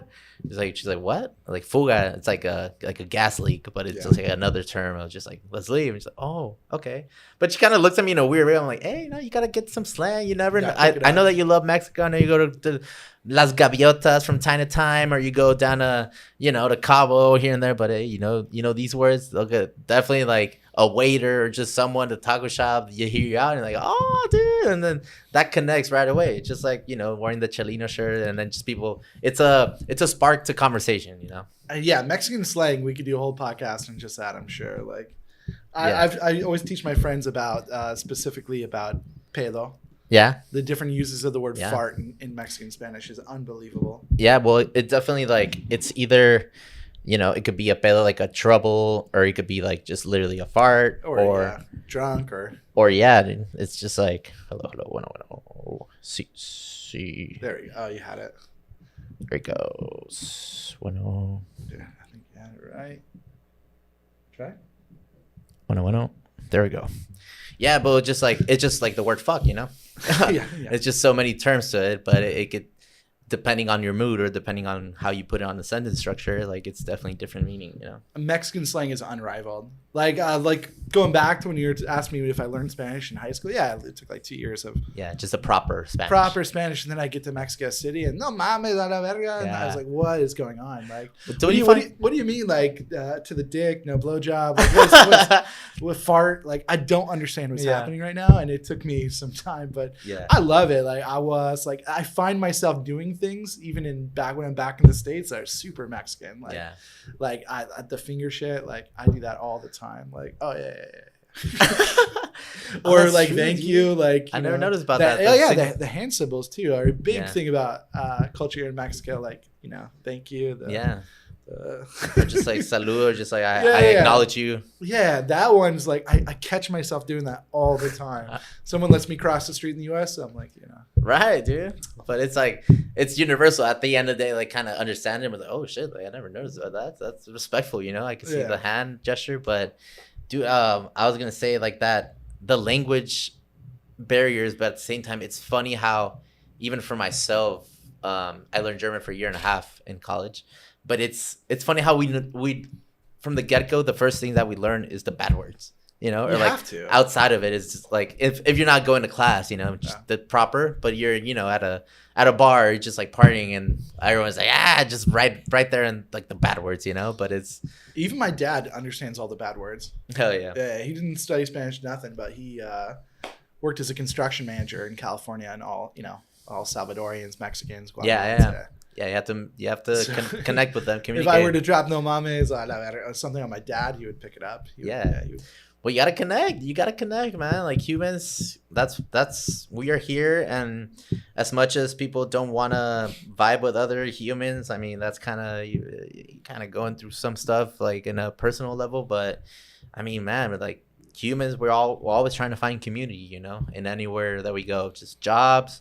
An adventure, couch surfing. Community is kind of like, ever since we're born, we're trying to find our group, we're trying to find our tribe in a sense. So like even with language and like, language barriers are just like, it's shitty, whenever like I'm bilingual, like, first language Spanish, then English. I mean, luckily my parents, so I didn't tell you my story, like my border kid story, but I was born in San Diego but I was living in Tijuana. and then I went to like a private Catholic school all the way to 3rd grade here in Tijuana. But the thing here in Tijuana is just like the Catholic schools, or the majority of the schools here in the border, they teach half of the day in English and the other half in Spanish. That's cool. I didn't know that. Yeah, so it's just like good, right? Yeah, it's just like kind of you get into like, you know, hearing that other language in the back of your head, but at the same time it's just like, you know, just the signal words like up and down, hot, cold, just like I have a question, and it's like little things like that, but didn't really submerge into actually having a casual conversation. But then my mom heard about the news about, you know, public schools in San Diego, and just like hearing about like, you know, you don't have to pay for textbooks, you don't have to pay for uniforms, like it's just like just wearing clothes and then just going to school.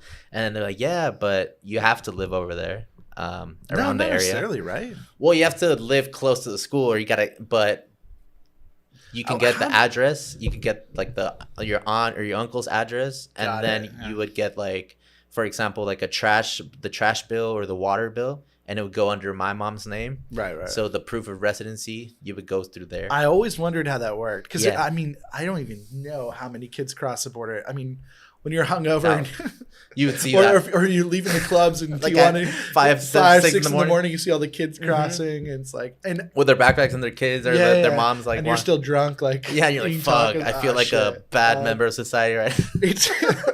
It's so much. And I dated a girl who lived in Tula, and her story is the same. Family's from Guadalajara, and then she was a border baby. I'm sure people hate that term, you know, but no, it's proud. And she went to school there. Her family lived here until they could get citizenship across, or could get residency. Yeah.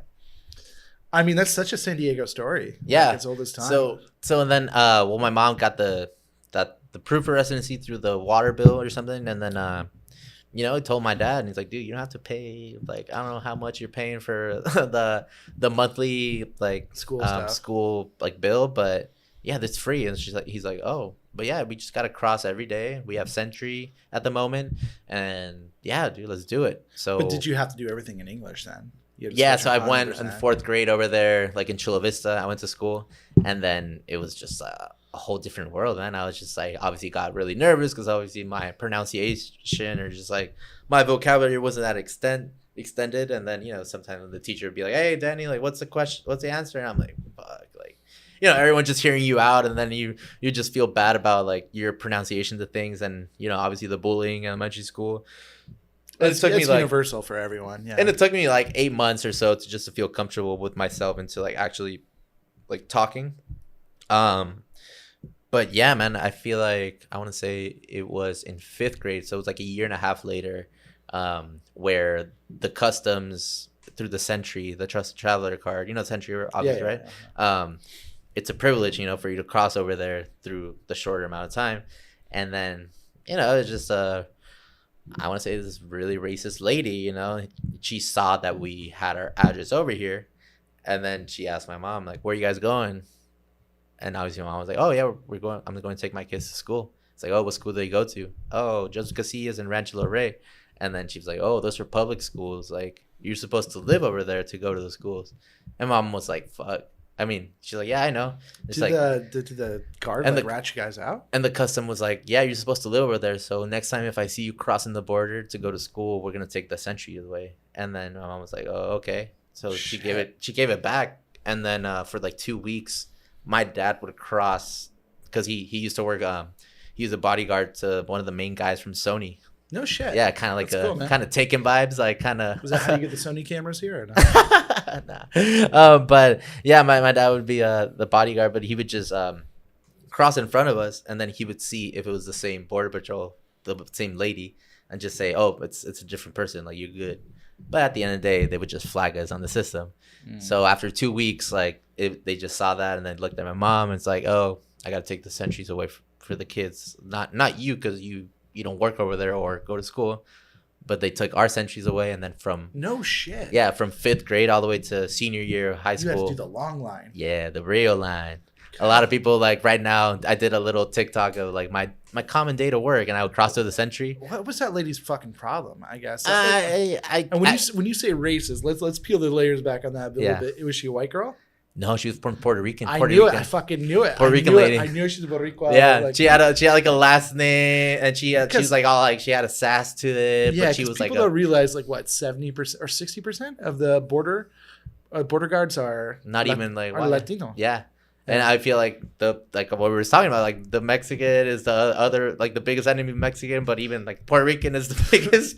Like enemy. I ain't trying to spiral this into like Puerto Rican Mexican hate. Like yeah, but it was. I mean, at the same time, it crazy, was though. brutal, man. Yeah. What kind of fucking bad day was she having? I don't know, man. But at the same time, nowadays I'm thinking about it. You know, obviously with a more like analytical perception. But it's like, dude, like if I'm American, fuck that. What quota did she have? To where she had to fuck with kids, like I don't know. Yeah, that's I mean, look, I'm far from being some social justice warrior or something. Yeah, look, I'm cool with everyone. Right. You know, I got half my family are bleeding heart liberals. Yeah. The other half are yeehaw cowboy Republican types. I love them all. Yeah. But why fuck with people? For no reason. And for like an opportunity to go to school for education. Yeah, you know, I wasn't going across and sell, you know, like cocaine to other kids. Are you sure? Or just sell like, I don't know, anything. Just invest with kids in that situation. Just seems like just cruel and unusual. Yeah, and that's the thing that bothers me about the border shit is when it becomes just unnecessarily cruel and just invasive and shitty. Yeah. Like even when I was living here, every day I'd cross, I would just get stupid questions, fucking questions. Like, what do you do in Mexico? Mm-hmm. I live there. Yeah. What are you doing living in Tijuana? I'm a resident. Yeah. I'm a resident of Mexico. Why are you a resident? Dude, yeah. Here's my passport. Like, what more do you want from me? Yeah, they would suck at podcasting for sure. Dude. Yeah. They would just be like they're like trying to get like a got you like questions, but at the same time it's like for what? Like for your power struggle, you just want to feel like superior to me, like trying to bring me down or feel bad about me. I don't know. And look, I empathize to a large degree. Like this is the busiest border on earth. You just got to be really like on your toes, like anytime. No, let's just be honest. They have an impossible job.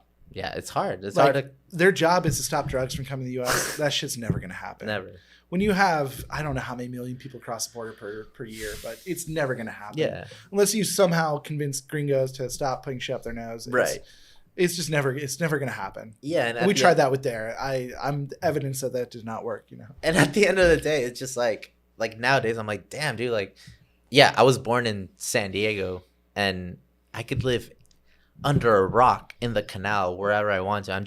I want to go to school, dude. Like, why are you like taking a privilege out of me, you know, just for the sake of you're supposed to live right next to that house. Like, yeah, like it's a public school. Yeah, like I guess I'm taking a spot from another kid, but there's a kid that lives maybe a block away who's never going to school and just ditching, you know. It's just like, I don't know. It's just definitely. And you're also not taking a spot away from a kid. It's not like you're going.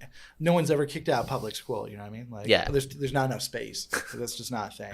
Yeah, man. It was gnarly, but yeah. After fifth grade, we would wake up at like 4 in the morning, and then just be at the border like 4:45, 5ish. What is that shit like? Yeah, man. It was gnarly, bro. It's like bro, honestly, it was like World War, man. Just like at the border, like people like high stress, like cutting you and then just jump in the car and like not letting you in. And then I remember like obviously me and my brother would just like take naps while my mom just crossed the border. It would be like 2 hours, 3 hours sometimes. And in the car. Yeah, in the car. And then sometimes there were people that just cut someone else, and then you would see like someone's daughter like go out, take like a bat and just like hit their headlights and just break their headlights. But dude, this is all like even before 7 in the morning, where it's like you haven't even gotten to work or to school, and people are just already like almost like killing themselves to like just not get in their lane. And again, that's why I will say Tijuana is not a good representation of what next. That doesn't happen in Querétaro. It doesn't happen in. And at the same time, at the moment, the same thing that's going on. Just people selling burritos, people saying tortas, other people just asking for money, just like drunk as fuck, like going into people's windows and just like not knowing what to expect. And then you got me still drunk with a taco in my hand trying to yeah, just like looking from far, like what's going on over there. But yeah, dude, like until senior year, that was when I was like, oh shit, like I got into UC Santa Cruz. And then those 4 years, I'm like, dude, well, now that I'm living in Santa Cruz and I have a permanent address in a way, might as well, I'm just gonna apply for a century right now. Like, why not? And then my mom is my mom, I always love my mom, but she's sometimes very like pessimistic, and she was like, Sure. why should you apply, like you're not gonna There's no get harm it. in it, right? And I'm like, dude, if I get denied, I'm to get denied, that's Yeah. it. But if I get approved, I get it. And then I applied, and like a month later I get it, and then it's like, oh, you've been approved, because obviously I'm going to school over there, and I have a permanent address. And I told my mom, and she's like, you got it? I'm like, yeah. And she's like, let's go, all excited about. I'm like, yeah, dude, that definitely game changer. She would have stopped you in your tracks if you had not pushed through. Yeah, dude. But at the same time, like a lot of people, I was telling you, I did a little TikTok just showing the my ways to get to work, and I'll just show like crossing through the century. Yeah, I think I remember seeing your videos of that. Yeah, and I there's some comment there like, oh, if you go through the century, like what a privilege, but go through the normal lane. But I obviously I'm not gonna like talk back on the comment, but I'm like, dude, from 5th grade all the way to senior year, I used to do. I could talk about haters for a long time. Oh, dude, I got a lot of that. Not so much now that I'm like have a bigger following, which is funny, but. Yeah. Like half the following I had, like there was a moment where maybe I just ignore it now, but like there was just a lot of hate. Yeah. A lot of people being like, oh, this go home, pinche gringo, or something like that. Yeah, don't listen. I mean, I'm a big Joe Rogan, fan, and also Roberto Martinez in Mexico. I don't know if you ever heard of him. Yeah. Just like, those two guys are like, I want to say like the biggest podcasts like in the world of their language. But it's really like every time I hear Joe Rogan's like, don't listen to the comments, like you read them, but just don't fall into the trap of them. But it's so hard for some people, because it definitely kind of, it's right there. Now I don't. Now I don't. Before you used to. I'm to such a point where I can ignore all the different comments. Yeah. Like I don't even look at them. Yeah. But it used to be where it was just so much hate of like, go home gringo, you're gentrifying, you're doing this, you're doing that, and like people don't even know. You don't know my fucking life. Yeah. You know what I'm about. I'm like living in a backpack. Yeah. Crashing with different Mexican families, taking pictures around rural Mexico. Right. Like, what am I doing to be destructive of the culture of this and that? And then I realized, and I kind of peeled it back, a lot of the commenters, like not to speculate on all of them, but like they were pochos. They were Mexican Americans who had maybe never been to Mexico, never traveled here, or they had a status to which they couldn't come back to Mexico. So there was like a level of bitterness, but it's not. I'm not the causation. You're not the enemy. Bro. I'm not the causation of their problems. Like I'm not the reason you can't come back to Mexico to see your tia in Guadalajara. Well, I feel like all those people are just going through really, really tough situations where they haven't found themselves with the inner peace, and they just find a person like you where they're just going to lash all the issues at, just like everything that's going on in my life, just going to throw up and just like give you shit, and it's just like, well, obviously there's a deeper issue between all those people are just like there's behind their screens. Tons of history and also the people always try to make it a racial thing. I'm like, dude, Mexico's not a race per se. Like, if I wanted to move here and marry a Mexican chick and have kids, my kids would be Mexican, and you'd have to fucking kick rocks. And if you told me my kids weren't Mexican, fuck you.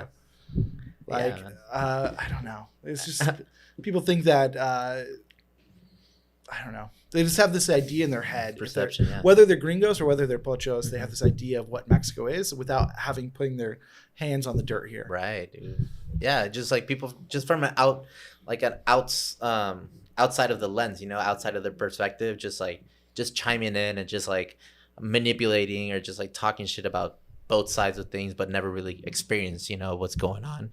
And just they think they're ambassadors of like I have a say, like freedom of speech. Like I'm just gonna go and give someone shit, And I'm all for freedom of speech. Give me shit. I appreciate the shit sometimes. But people can go to like extremes, It's just like fuck them. Like It's just it's interesting, man. And I did obviously notice how your following started to like gradually like grow in the last like 2 years, I want to say, or a year.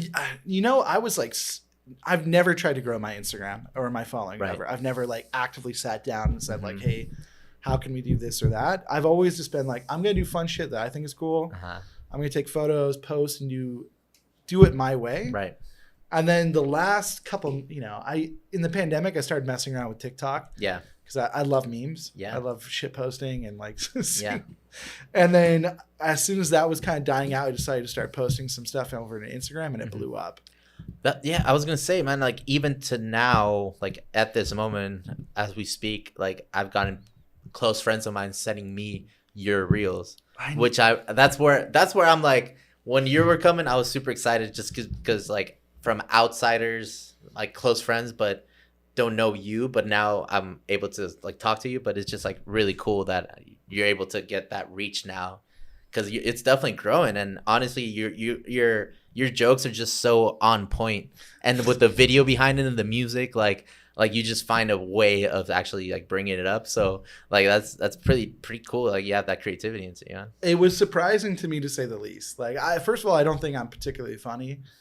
Like I have my moments, but I just started posting like just memes about Tijuana, about Mexico, and they went utterly bullshit insane. Like I had some Tijuana memes hit like 10 million people, and I'm like, what is happening? Like, but it's so like people can relate to it, because also you've related to that. You've lived it. You've traveled so many places around Mexico and also like the US. So it's just like, both sides of it. So that language through memes, because memes is a form of expression, It totally is. And I've had to like change my brain about it a bit, because beforehand I looked at it as like a necessary evil, where I have to post memes to get people to look at my photos. Yeah.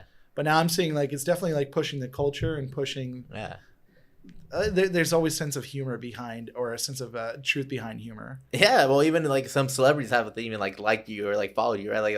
I remember you joking around like Mario Lopez like liking you and like, oh, can you follow me, or just like other artists or just like celebrities. So it's like it's definitely getting out there, man. I couldn't believe it. Yeah, George Lopez, Mario, both the Lopez's got onto it. It's shocking. Yeah, I have so much more reach with memes, but it's okay because it's like a vehicle. Course. To get people back in to look at my photos, obviously I'm not trying to get rich quick off selling books or anything, but I sell books and stuff, so it's a good way to get people to look at that content.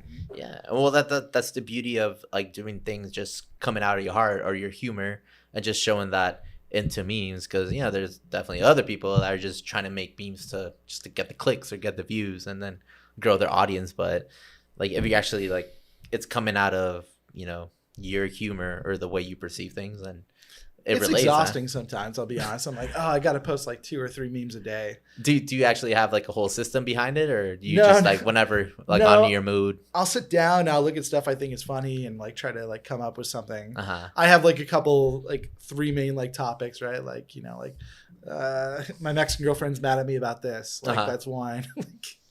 I don't know, some other ones, traveling around, how gringos act for this, like just a couple things that are topical to me. I think is funny, and they're so on point, like about the border, just like a gringo like crossing the border into just to party, or like coming back from the border, or the one that's like I think you did the one like no U-turn back to San Diego. It's like, oh, Freddie, hop on. Or like that guy from, I forget the movie. What was it? I forget which.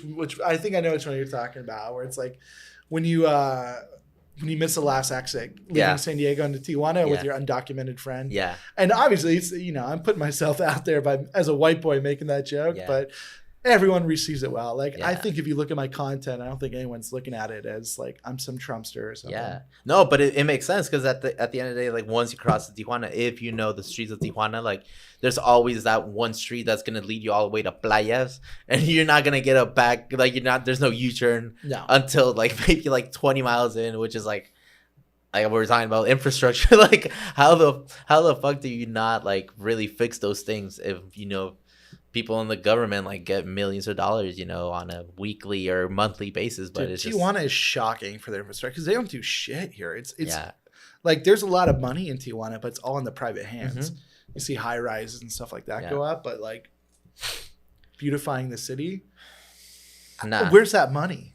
Where is that money? Because you go to like a podunk pueblo in the middle of Guerrero, or somewhere in the middle of, I've been every state in Mexico, and I can tell you 100%, like you go to just a random pueblo in the middle of nowhere, and they are putting way more effort into taking care of their town, taking care of their city. Whereas Tijuana, they look at it as someone else's problem. That's that restaurant, they have to fix the sidewalk, they have to fix the street, and Tijuana just shrugs that. I don't know what your local government has done to. Well, I feel like obviously they just look the other way and just keep on doing what they're doing, just keep the money and just spend it on their trips It's crazy with because their like families. Huh? the volume of the economy growing here in Tijuana, since I've seen it, since my mom moved here like 20 years ago, it's grown like 1,000%, and then nothing's changed. Nope. Tijuana is the same city I saw 20 years ago, but with more high rises, and it has no impact on actual like. And people want to just like I feel like kind of the New York vibes to it. Like people want to be in this side of town, you know, when it comes to, you know, Paseo, Chapultepec, or just like kind of like Hipódromo area, like Gacho. Like everyone wants to be on top of each other and just live here, and that's why I feel like also like the prices go up, and then it's like, dude, like there's way more places in Tijuana, more extensive, but at the same time, well, I'm not gonna go all the way like 40 minutes out because you know that's where. I don't know, just a lot of more shady things happen. And I prefer being over here, but at the same time, it's like then just definitely fix the streets, man. But it's like right here in the entryway where my garage is, like there was like a whole Grand Canyon vibe into my street where you had to like just navigate through it. Like I felt like I was in the Baja 1000 just to get into my garage. But then when the elections came up, like it's fixed. Like they fixed it right away. Or I mean, it took like 3 years, but it's like interesting. Like but it's pretty smart in that way. But it's just like they're just trying to put bandages on top of situations that they should fix all around. Yeah, I think as far as like a central government idea, Tijuana lacks vision. Like they don't have people looking at projects, looking at things to change the city for everyone. Just kind of greasing the wheels for businesses around the city. But hey, look, I'm not the expert in that. No, and I mean that's definitely like really accurate because I was telling you talking to Roberto about the whole politics of Tijuana, just like people just want to fix it for just a temporary time, but don't fix it as a whole. Like, all right, let's work from just break the whole thing down, just build it up back up. But it's like, no, let's just put a little bandage here, a little other bandage here, and then when the whole thing explodes, like it's like, oh shit, like. Just like the whole, you know about the bridge right when you cross the border, that it was about to like break, and then there started posting memes like, dude, this bridge is about to break, but it had been for like 2 weeks. I mean, 2 weeks. It was like 2 years or a year around there that they just like they were just joking around it, but never really did anything. And then they just decided like, oh, dude, we should close it down. And it took like 8 or 9 months, and that was when the whole mess of crossing the border from San Diego to Tijuana was happening. And that's when I decided to start Ubering, which was like funny. Like Ubering here? Do you have Uber in both? In San Diego. Okay. I mean, I could do it in Tijuana, but obviously it's not great. The great prices, you know, what you're getting at. But yeah, I feel that. I'm like, I could work in Mexico, but exactly. If you can work in the U.S. If I could work for a U.S. company, I'd much prefer it. Yeah. And that's a different situation too. You know, when like even my roommate, he's from Hermosillo, but obviously. He was born in Hermosillo and he works in Mexico. And then he hears about me working in San Diego. He's like, dude, obviously if I was born in San Diego, I would do the same thing that you're doing. He gets a little bit just like not butthurt, but just like, it's like, man, I wish I should just marry someone from the U.S. so I could definitely do that. But do it. I would say like, you know, if the system's rigged against you, cheat is what I always say. Like, look, I'm not going to apologize because I'm doing something that's best for me. Like I'm going to live life on my own terms. Like I'm not going to make myself suffer. It's your own journey, man. Yeah, I'm not going to make myself suffer to make people feel better. Right. Could I work for a local company in Guadalajara or Oaxaca or something? Yeah. I've done it. I work for, you know, photography wise, I work for companies doing mezcal and things like that. And I love it.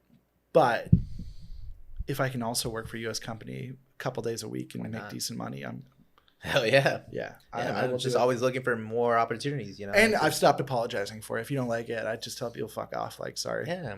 Well, I feel like apologizing all the time makes you feel like you owe things to everyone. And it's just like, nah, bro, like do what you got to do and just keep at it, man. And obviously don't be a asshole. Don't fuck around people over and you'll be fine, you know. And then just kind of, you know, adding another question, you say that you met your girl who's from Guadalajara as well. Yeah. And how did that happen? Did you move to Guadalajara and then you were working there and you met her, or no? How was your love story into that? So it's fairly recent, last like 6 months, less than 6 months.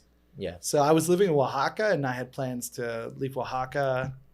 I was back in Puebla for a little bit and then I had a friend who's doing a mezcal event in Guadalajara. Nice. So I came up there just for the week to do his event for a mezcal. And I'd met her through a friend in Guanajuato, specifically around photography. She worked for a travel agency and liked my photos and wanted to use them for something. And so when I was in Guadalajara, we met, and yeah, she's just amazing. I was like, okay, I'll stay in Guadalajara a week. And then a week turned into 2 weeks. I had to come back to the States, and then I came back to Guadalajara. Nice. So it's like made you like stay because of her. Yeah, more of for the 100%, more of the yeah. actually exploring and adventuring. Yeah, I mean, I like Both of them. I love Guadalajara. Yeah. Like, if I was single and choosing my own place to be in Mexico, I Yeah. don't think I'd live in Guadalajara because I'm not like a big city guy. Yeah. Like, I did the Mexico City thing. I've lived in San Francisco. I lived in Tel Aviv. Like, I don't love big cities anymore. I'm too old. I just want to chill, a relaxed life. Yeah. Wow, how does so chill, man? I visited. I went to one of my best friend's wedding over there. He's from here, but most of his family's from Guadalajara, and we stayed in Midtown. Yeah, Midtown Guadalajara, so nice, dude. Like one of the best plazas, like the best like shopping malls I was into. Andares, yeah. Yeah, dude, it was so nice, and also like the people were so nice as well. I like to know. I notice a lot, obviously, because Tijuana, we come from like the best food industry, and also like the servers are so polite. Over there in Guadalajara, I felt the same vibe as well. Yeah, just people are like quick, like whenever it comes to like serving you water, food, your drinks, and just like a polite side of Guadalajara, and just like I really would like to go back. Yeah, it's like I don't want comparison's bad, but it's like the second city of Mexico, right? Mm-hmm. Like Mexico City is the top. Yeah.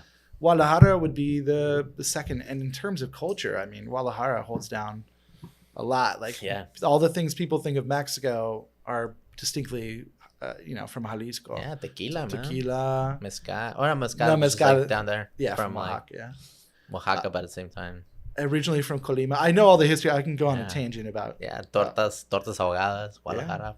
mariachi. Fire, dude. Yeah. Dude. I would definitely go back to Guadalajara and just also go to the tequila town. And have you done the train, the whole thing, or no? I've never done the train, but I've been to Tequila many times. I was Nice. just there, God, a little over a month ago. Mhm. My girlfriend's, her mom's family's all from Tequila. Hell yeah. So I've been out there quite a bit, and it's great. Like, tequila's fun. Yeah. Really good time.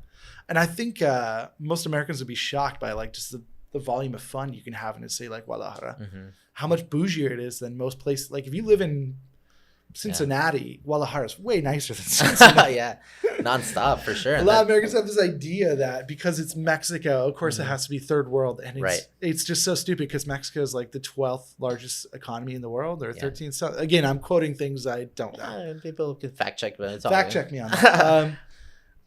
And you go to a city like Guadalajara, they have some of the most beautiful shop. Andares makes LA even Yeah. look like shit. Even like we went to a nightclub. I forget what it's called, but Oh yeah, clubs are the best. the in Guadalajara. club in La Guadalajara, Santa. La Santa. But no, we went to another one that was just like high ceilings, and then there was like a smaller club right next to it, and you could go into the smaller one just if you want to feel like more intimate club, I'm and then not sure. go out, and then it's just like a taller. But it's like in Midtown. I'm more of a cantina dude. I'm Yeah. not a club rat. To say Yeah. the least. I've done it. in I mean, we Guadalajara. were a group of like I want to say like 30, so it was just like let's go to the club and just kind of. There's the big famous one out over by Zapopan called La Santa. Yeah, I heard of Santa, like La in Vallarta too. Vallarta. Yeah, I've been there a couple of times. Yeah. And it's always like it is an experience. Yeah, because it's just like kind of 18, 19-year-olds, but at the same time, you could definitely feel the tension of like people like from the cartels, like from Jalisco, that are around there. And Oh, I just, don't pay like, attention to none of that. No, but at the same time, I mean, you never know. You're just like talking to a girl, just to say like, don't talk to a girl like Yeah, from be the careful who you cartel. talk to. Yeah. I was last time I was in there was like New Year's of 2022. I was Mhm. there for New Year's Eve, Yeah.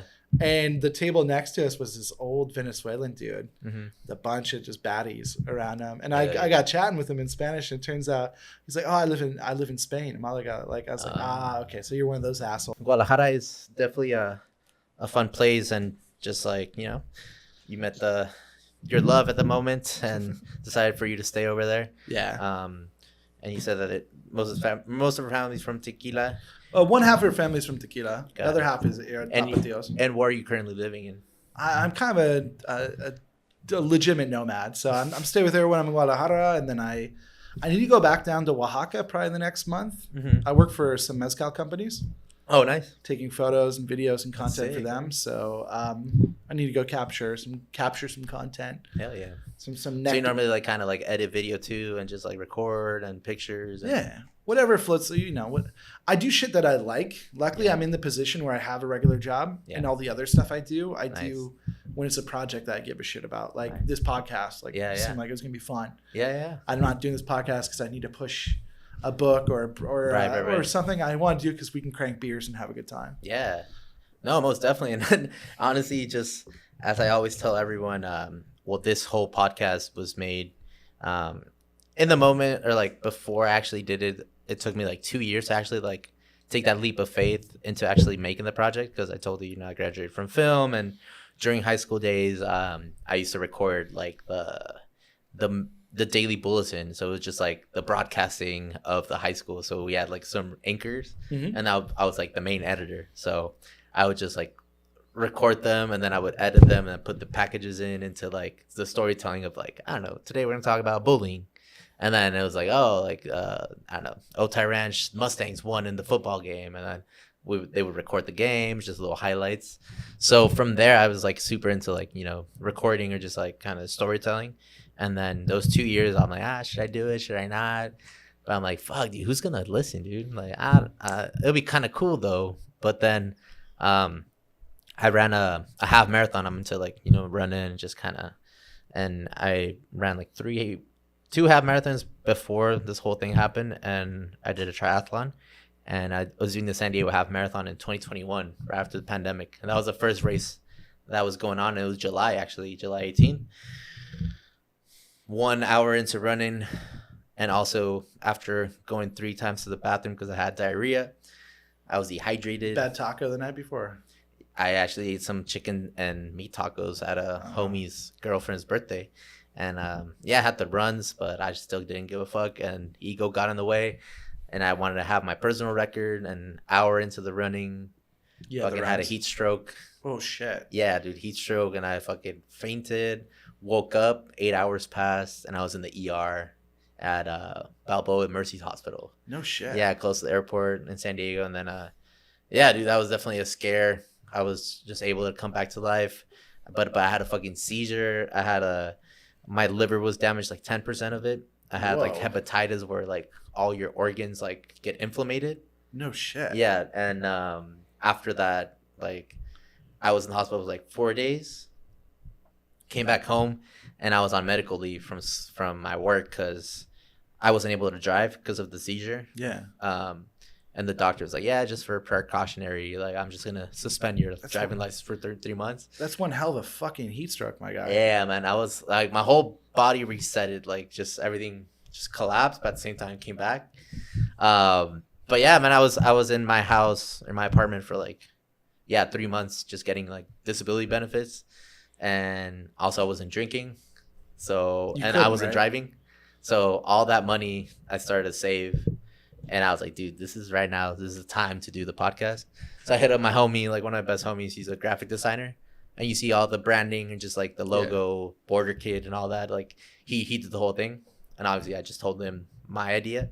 And then that's where like the whole project started. That's cool, man. Yeah, man. So it was just a pretty like heartfelt moment. At the same time, just kind of wake up call. I was just like start to listen to my own body. But at the same time, I'm like, dude, I got 3 months I'm not doing shit. And I should do the podcast right now. So I just kind of decided to do it. Well, I'm kind of that same vein where it's like I push those things off because I feel like I mentioned the other day about imposter syndrome when it comes to like photography or something. Mm-hmm. But the reality is like I grew up with a bunch of hicks where being like creative or artistic was like not cool. Dumb. Yeah. Not cool. It was gay, What the terms. Yeah. They call you a lot worse things, Yeah. But it was not so much frowned upon, but luckily, my family, my dad was always big into music, and I played music for years and years, and always had like just something in me that just needs to have some type of creative outflow. Yeah. Otherwise I suffer. I realize I am such a piece of shit Mm-hmm. when I don't do photography or I don't write or if I don't. You feel like you're stressed, or you feel like you're contained, right? From like actually I think letting. I think it just comes down to like what I get really existential about it. Mm. Like if my life is just dealing with this bullshit job and just dealing with these bullshit things, running through the motions, then Right. what is the point of all this shit?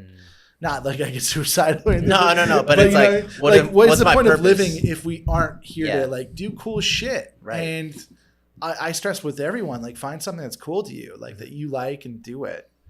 Because if all you're doing is the 9 to 5 and just going back and watching Netflix and then coming back to the same thing. God, that sucks to me. Yeah. Like that would kill me. Yeah. I think so. Like No, I realize like I just have to do something Yeah.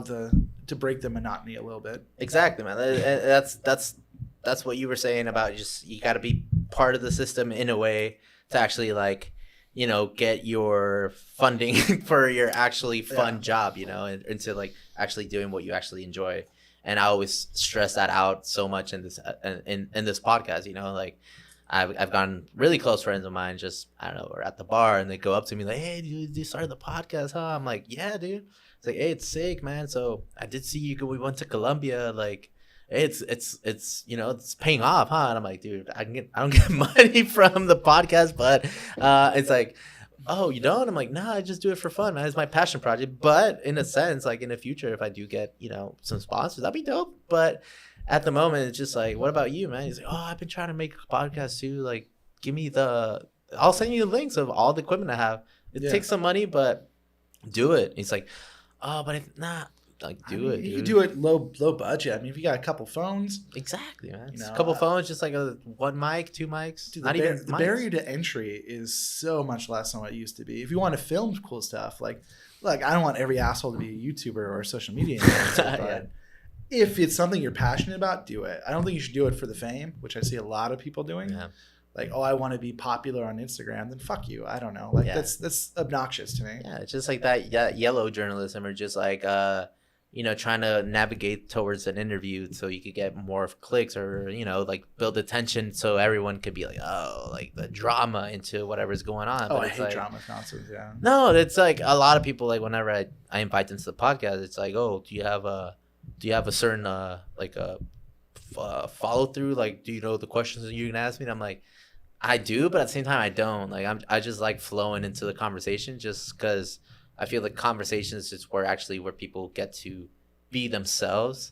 And I feel like even like interviews on CNN or interviews on just entertainment, it's way too short. is just like 5 minutes into actually sharing to the world what you think about something, and then people get a perception of you like, oh, that's that person, because of what they said in those 5 minutes. But it's like, no, dude, if you actually talk to someone for an hour to 2 hours and just give them a mic, hey, people get to listen, and at the same time, and they lose that perception that they had before, or gain a new perception on them. I think it's going to a bigger topic, especially in the States. I just feel like people had a really hard time the last like 10 years talking to each other. Yeah, they just don't know how to have conversations with people that aren't same layout as them. Like if they don't believe the same thing, the same political nonsense, or not from the same. I don't know. I'm cool with talking to anyone. Yeah. Like you don't have to agree with someone to have a good time with them or to appreciate them. No. But just like listening is one of the things I actually like found really important since like middle school, high school days. A lot of people tend to talk on top of each other, or don't even chime in into the subject, but just, hey, like I'm gonna talk about this and everyone is gonna shut up, and then I'm gonna talk for like a whole hour and no one's gonna chime in. If you chime in, like you should be on the same level as I am or whatever I'm trying to talk about. But it's like, nah, bro, like just, yeah, people like to react over in a certain like conversation instead of just giving them until they finish and then they're continue. waiting to talk. Yeah, they're waiting to hear. They don't want to hear other perspectives. Like there's this whole like woke, open-minded shit in the States, but no one's really listening. I don't know. Yeah. Like if you're woke, you wouldn't sit and listen to some random person from a different background as you. You wouldn't go to Baton Rouge and hang out with some catfish guys. Like that's to me, that's open-minded. Yeah. To me, it's open-minded. Like I've hung out with, and that's kind of like with like what I've been trying to express the last like 4 or 5 years traveling around Mexico. Is like, I'll talk to anyone. I'll hang out with anyone and visit anywhere. And as long as you just have a good demeanor about yourself and you're not trying to push something on people, and you're Right. just like, hey, I'm here. I'm just here to check things out and have a good time. Yeah. Just Like- as long as you got good intentions, because at the end of the day, even Or no intentions at all. or yeah, I just Yeah, kind of be neutral about stuff. But Yeah. I was gonna say, like, even the person that you think is the worst villain in the world, they're going through hell in their mind of just like, trying to be the best version of themselves, but due to experiences in their lives or just like scenarios that probably never empathize with, like, shape the way they react to stuff. But just once you start listening to them, you start like understand, oh, this person like reacts this way because of what they shared. But at the end of the day, it's like, I mean, it's all good. Now I understand why you were aiming at me in this sense, but There's a good quote that I always like to drop, which is like, no one's the enemy in their own story. mm-hmm. No one's the bad guy in their own story. Mm-hmm. Everyone sees themselves, internalizes themselves hero. as the good guy. The hero, yeah. Yeah, you're the hero in your own story. So like, people tend to approach people as if they're like this bad guy, and they know they're this bad guy, but that's not how they Right. think about themselves. So it's like, I don't know. Yeah.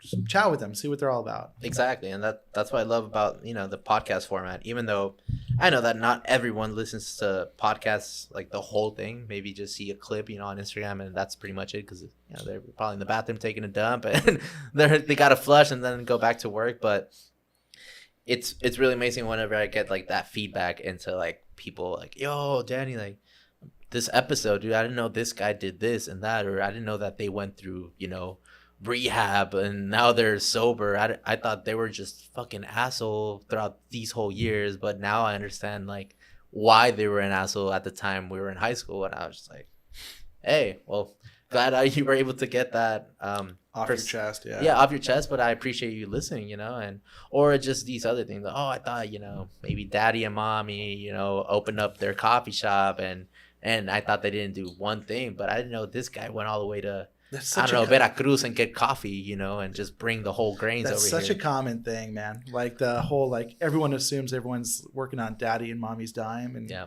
It's almost, from my experience, almost never the case. Yeah. Even daddy and mommy, they have restrictions when they open those purse strings. Right. Like they're very specific. Like I've never had needless to say, like my folks has not funded my bullshit of backpacking around Mexico for a couple of years. Right. Yeah, no, it's well, I was gonna say, like, whenever we meet someone, that's the last time, or like the version of us that they know, until we meet them again and just re-update about things, unless you're on the phone with them all the time or FaceTiming or just always constantly in communication. But like, that's what I love about just longer conversations where people get to sit and just be on their couch and just checking us out on YouTube or in their car when they're crossing the border. That could take maybe an hour to 2 hours, and then they just finish the whole episode. And that's pretty much like what I really enjoyed. And another reason why I did the podcast is because at the moment when I was gonna do it, I was working at the county at a call center for like 8 months. It was just hell, man. It was just, I'm working through Medi-Cal, CalFresh, and CalWorks. So just people calling into complaining about their benefits and when they didn't get their benefits, this and that. But I would cross from here like 6:30 in the morning, make it to work at 8 in the morning. And imagine the old grandma who's like super Republican knowing she's talking to some guy from Tijuana. Imagine if she Yeah, of course. But I would cross over there, and then I just started getting into podcasting because I'm like, dude, that's like a 1 hour. That's my whole commute, so I could just listen to the whole episode, and then coming back to from like La Mesa all the way to the border at like 4 to 6 p.m. It's definitely big traffic because everyone's trying to get to Chula Vista or down to Tijuana. But I would listen to another part of the podcast, so I'm like, oh, dude, well, if I do one, like if people are into listening to me talk and just share stories about the border, like I think that'd be kind of cool. Well, there's so many stories to tell just here in Tijuana. Anywhere, like you could spend the rest of your life doing a podcast about Tijuana, and then it would never end. And I've always said, like, again, you can never compress Tijuana into a singular idea, right? Like, and people hate to hear that. They want easy understandings. Tijuana is a goddamn mess. It's a beautiful mess for me. But I think, yeah, this podcast you have, like reaching out to stories about the border and about, I think it's a beautiful thing. Yeah, man. Especially like now, I'm trying to do more in English because I'm telling you that you're now the 4th episode in English, which I'm really looking forward into bringing more people from San Diego or people that live in Tijuana that obviously speak English. But that would definitely even open more broader into my audience, not only Spanish. But that could help out so much, and that's obviously a plus of mine. Actually, I could maintain a full conversation in both languages. Sure. Should bring Matingas back for an English episode. That'd be dope, man. Yeah, and I know he's a great English, because every time we would talk, like he would switch into English and then Spanish, just the whole Spanglish. I fucking love Spanglish, by the way. I think it's my favorite language. I have like maybe 5 friends, like really, really close friends that I can actually like talk like that and feel comfortable about it.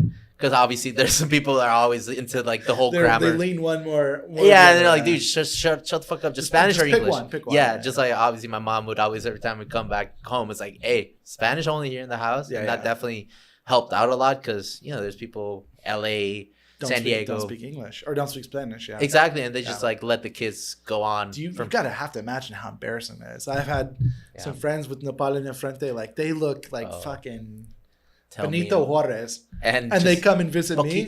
Yeah, they come and visit me in Oaxaca. And I have to do their translation. Like my white ass, like having to do it for them. It's got to be, I don't know. It's got to be demeaning. Yeah, sure. I joke and tell people, it's mi amigo, son árabes or something. Dude, the first year in Santa Cruz, obviously the majority of people in Santa Cruz would be people from LA.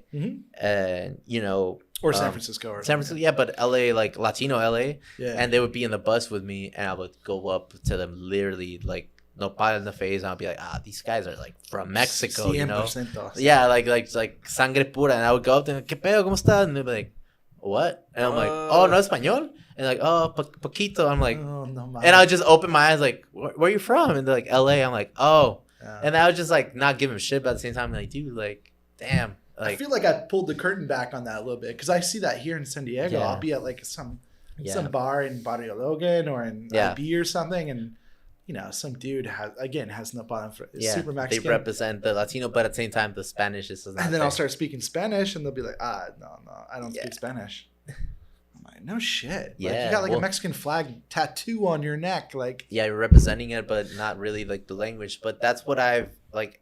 I think it was the second year in Santa Cruz. I took a Latinos in the U.S. class, and then I started noticing. I heard people sharing their stories, like from LA, that it was like. Yeah, they grew up. Obviously, they went to school in LA, just all English. Sure. And then the parents would have 2 shifts throughout the whole day, and never really taught them Spanish. They never had the time to actually invest into the Spanish, like into the culture of it. So they would just speak it like broken because grandma was there all the time. But that's America, dude. Yeah. That's America. Like, that's such an unfair critique I think Mexican Americans get. Specifically maybe Colombian American. I don't know. I can only speak to Salvador, like South America, yeah. I'm sure the same thing, but like specifically Mexican Americans, there's this expectation if you look a certain way, you have to know Spanish, which is kind of shitty. It's pretty shitty. Like, I don't look at Italians and be like, yo, like, bippity boppity. Yeah, just kind of start going with them. It's totally unfounded. Like, same thing with immigrants that move to Mexico. I don't expect Scheinbaum to be cranking off in Bulgarian or Hebrew. Of course. I mean, we judge right away and just be like, oh, they're definitely gonna talk that way because of the way they look, But I mean, it happens. Which is funny because Spanish itself is not from this continent. I mean, it was spoken by. Spain initially. And they brought it over here. Yeah. Which is always funny when I hear gringos like complain like, oh, speak English here. Like that old thing growing up in California where you'd be in a neighborhood that was like, you in America. You're America, speak English. I'm like, we're in fucking California, dude. Yeah. What do you think they were speaking here first? Like, this is a town called Merced. Yeah. This is Mariposa. Like, what the all names in Spanish. Yeah. Every name here except for Stockton is goddamn Yeah, I love it whenever I go to like bougie areas of like I don't know San Diego, like La Jolla, or like even in La San Jolla. Francisco with friends, like really white friends, like, oh, you've been to La Puerta, and I'm like, what? And it's like, oh, the door, like La Puerta. It's like, yeah. Oh, it's so good Mexican food. It's all just like overpriced, just like filet mignon tacos, and I'm like, that's not Mexican food. I'm sorry, but I mean. Definitely, and just, you see all the waiters are all white and just like not even a Mexican, probably in the back in the kitchen, cooking. Yeah. But it's just like, those kind of things too are just I just find really interesting. Or just like kind of makes me laugh, but they get kind of offended. I'm like, no, dude, but I think it's hilarious. It's like la pared, and it's just like la pared, and then it's just like it got mezcal drinks like all fancy and shit. I'm like, oh, it's literally the wall, like. Or like Puesto, Puesto? Yeah, no. And I my brother worked there for a little bit. I worked there for a summer in college, but it's like literally named it Puesto, dude. Like it's just such a simple word, but just, wow. And then everyone's like, oh, I've been to Puesto and all the mixed drinks there. And I'm like, oh, it's like literally, that's literally, it's a taco stand, Puesto. Yeah. And they're like, what? And I'm like, oh, I didn't know about. Like, I'm like, oh, that's funny. Well, I hope it changes. I know it's changing. I know it's changing in California in particular. Yeah. Like, how can it not with just the cultural shift? Yeah, but I mean, going back to the Latinos in US class, they would talk about, and then we had our grandmas there that would, and I would live that too. I would go into people like homies' houses, and then the grandma would just only speak Spanish, and then the granddaughter, the grandson would answer them back in English. And then the grandma would understand, but at the same time, they would just keep on speaking Spanish. Yeah. And I'm like, dude, like it's this whole broken language, but at the same time, it's kind of fascinating. Just kind of everyone understands each other. It's amazing. I went to a wedding like that, where it was my buddy. His name's David Flores. And he looks whiter than I am. Like he's maybe not more, but on a parallel, He's redheaded, light eyes. His mom's white, dad's Mexican. Mm-hmm. Dad looks like Pancho Villa. It's crazy. As at his wedding, speaking to his grandparents and his tios and everyone in Spanish, and he can't speak a lick of it. Yeah. Yeah, man. It's really like just to each of his own, man. It's just whatever floats your boat, whatever you want to learn, whatever you just want to limit yourself in language. Like it's up to you. But I always tell everyone, like when I went to Europe for the first time, like almost 2 years ago, I visited a homie of mine that was also my roommate. But now he lives in Munich, in Germany, with his girlfriend. Munich. Yeah, just like Sprechen Sie Deutsch, ja? Ja, sprechen ein bisschen Deutsch. Yeah, ich hätte gern. We're not going to continue in German. 5 Flasch. my grandmother's family's German. I do not speak. Yeah, but we went for Oktoberfest over there. But I noticed, dude, like even the waiters over there, every country I visited, like. Every waiter knew at least 3 languages, which was like really interesting. I was like, oh, I mean, obviously for the tourism and just obviously they grew up in, different areas, but it's like at least learning 3 languages. And over here, just, in the US or Mexico, they only know 1 language and the typically other one's like struggling. Yeah. I think you grew up speaking both. Yeah. I think there's a huge contingency when we want to talk about border kids. Mm-hmm. Border kids are like chameleons, man. It's really, I got to see that firsthand living here in Tijuana, where I remember like, man, I wish there was a line that was different where, you had foreigners, nationals, and century. Mm-hmm. And my friends would be like, hey, dude, if we tried that bullshit, like half of Tijuana has an American passport. Right. It's just a place like unlike anywhere else in the world. Like, so yeah, people here are chameleons, man. They can speak perfect English, speak perfect Spanish. Yeah. It's a unique part of the world. But the rest of the countries in the Americas too, they speak 1 language, maybe 2. Yeah. But the 2 is an extreme. Like you're super cool when you do that. Yeah. I grew up speaking Hebrew a little bit. I grew up learning Spanish and then English, obviously. I've always liked languages, but I'm not perfect at it. Like. Yeah, man, languages are really an interesting subject, and at the same time, it definitely opens up a lot of doors in all shapes and ways and forms. It's just like you start noticing different behaviors or just people what they perceive as, different things or and like humor. You become a different person. Yeah. Like I feel like you tap into a different part of your brain. Oh, definitely. Like when I talk to customs, like, and I speak in Spanish with my friends, or I speak to taquero, like it's gonna your voice changes. It's a different vibe. Yeah. Your pitch changes. Yeah. Like everything changes when you speak a different At the end of the day, like we're definitely like actors in all ways. Like we gotta act different ways, but also like with language, it's like, you gotta kind of put a different hat on, But it's fun. Like I want to stress for people like trying to like pick up a different language where it's scary. Definitely. Don't be scared. Like it's fun. And like, dude, I started learning Spanish here in Mexico at a time when there wasn't a Duolingo. Mm-hmm. There was no Google Translate. Not really. Yeah. You just learned the street Spanish. You learn street Spanish, and Mexicans are the most patient motherfuckers in the world. I remember 10 years ago or over 10 years ago, like asking for directions, asking for help in Spanish with my fucking bullshit 2 years of high school Spanish from some guerra. And dude, some old dude on the side of the road would take like 2 hours to try to help me. Try to explain, try to like break this language barrier.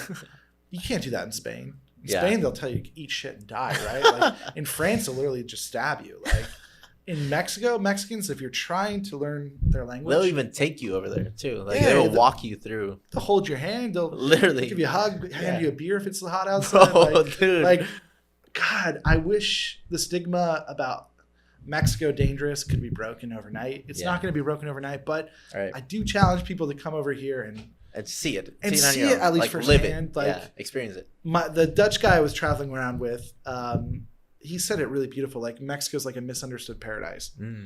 If you really give back to Mexico, it gives back to you. And I mean, man, that's one. If there's anything to take away from this podcast, it's like come to Mexico. Yeah. Don't go to the resort. Yeah. Like get nasty, get dirty with it. Go out in Tijuana. Go out in Puebla. Go out in some random ass part of Mexico, and you'll have a good time. Yeah, man, of course. And it just you were like portraying that. Like, well, there's one time I went to Ensenada, Casa de los Siete Patios. It's just like this you heard of that? Or no, it's just like it's like a salon where they actually host a lot of weddings. Yeah, and it's like really close to the ocean. Mm-hmm. Right before you reach Ensenada, it's like a little on the side of it, but it's like I think I've seen something. And one of my close homies, Eric Fernandez, shout out, he's from Ensenada.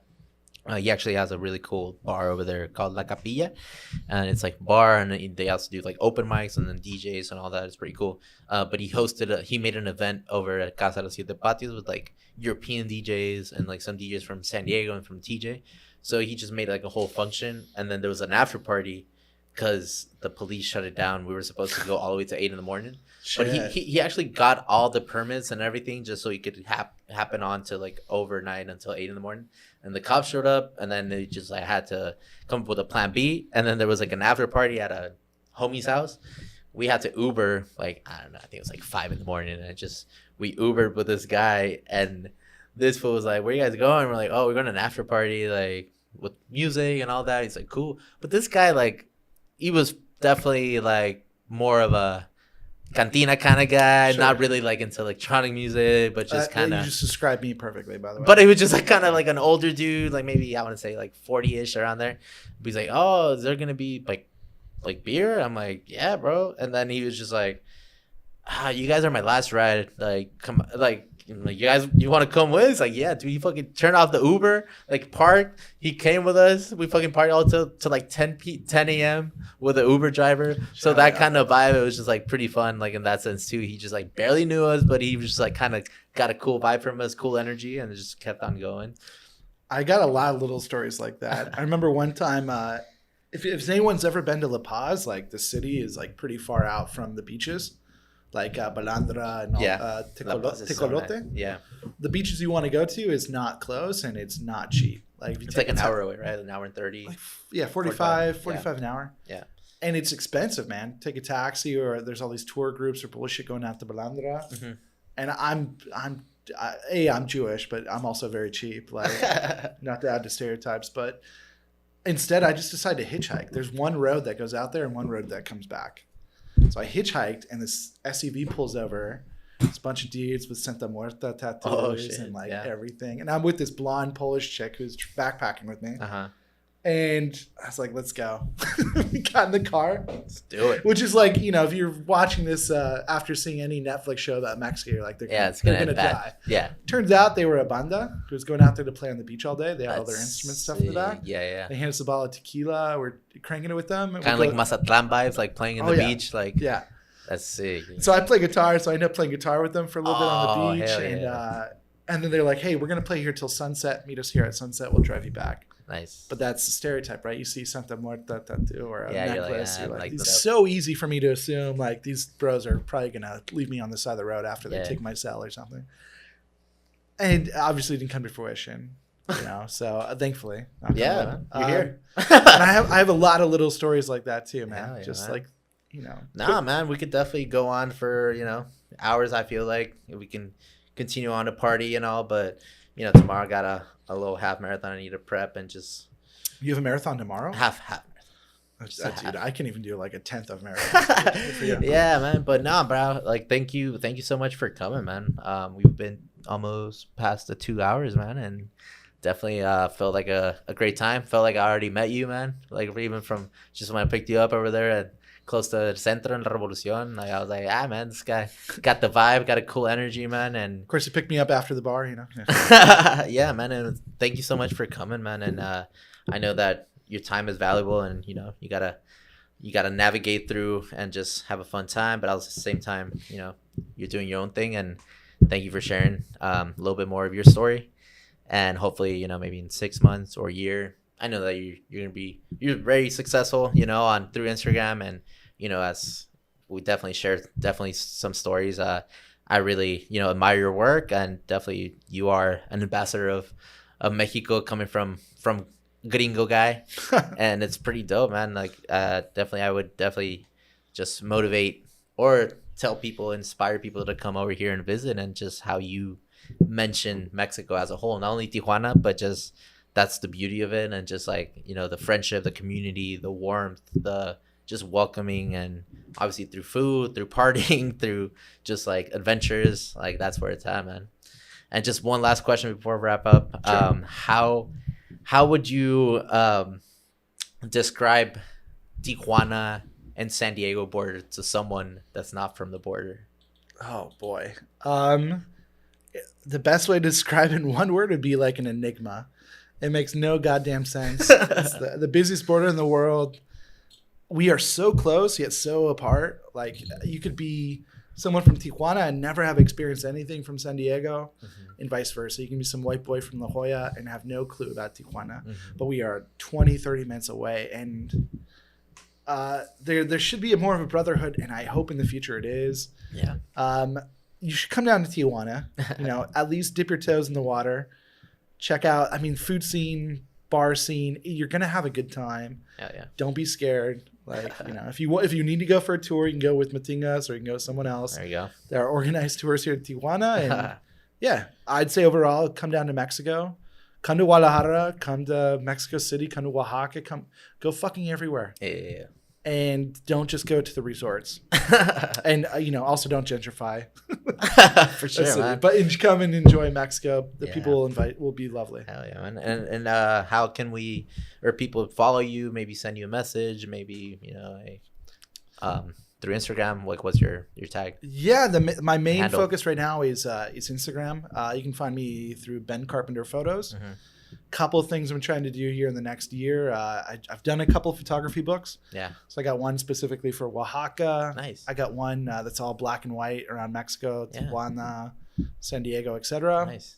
And then I'm trying to do some group trips probably in the next year. Nice. I haven't solidified that just yet, but I'd love to do take 20 people. Yeah. Let's go to Puebla and I'll show you what Puebla is all about, or Oaxaca or Guadalajara. That's what's up, man. Yeah. And the books you already done, or already done. They're already on my Instagram, already on my website, so you can buy them. Yeah, we can definitely put those links up there, and when I add it, and people can click it and just view it, and so you can definitely purchase that. Yeah, pretty cool. There's no writing in it. It's just strictly photography. Nice. Like this is what Mexico looks like. This is what I have one for OB.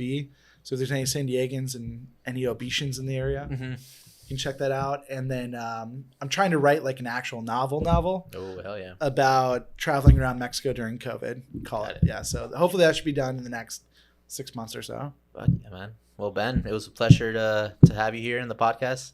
Definitely had a great time, and everyone who came up or just listened to us or watched us all the way through, man, you guys are pretty crazy. I appreciate you guys. And as you guys know me or haven't met me, you guys can follow me through Instagram, Facebook, TikTok, where else? YouTube. I'm at L Border Kid, EL Border Kid. And yeah, man, guys, I guess I'll see you guys next time. Ben, thank you guys. Pleasure, brother. Thank you, brother.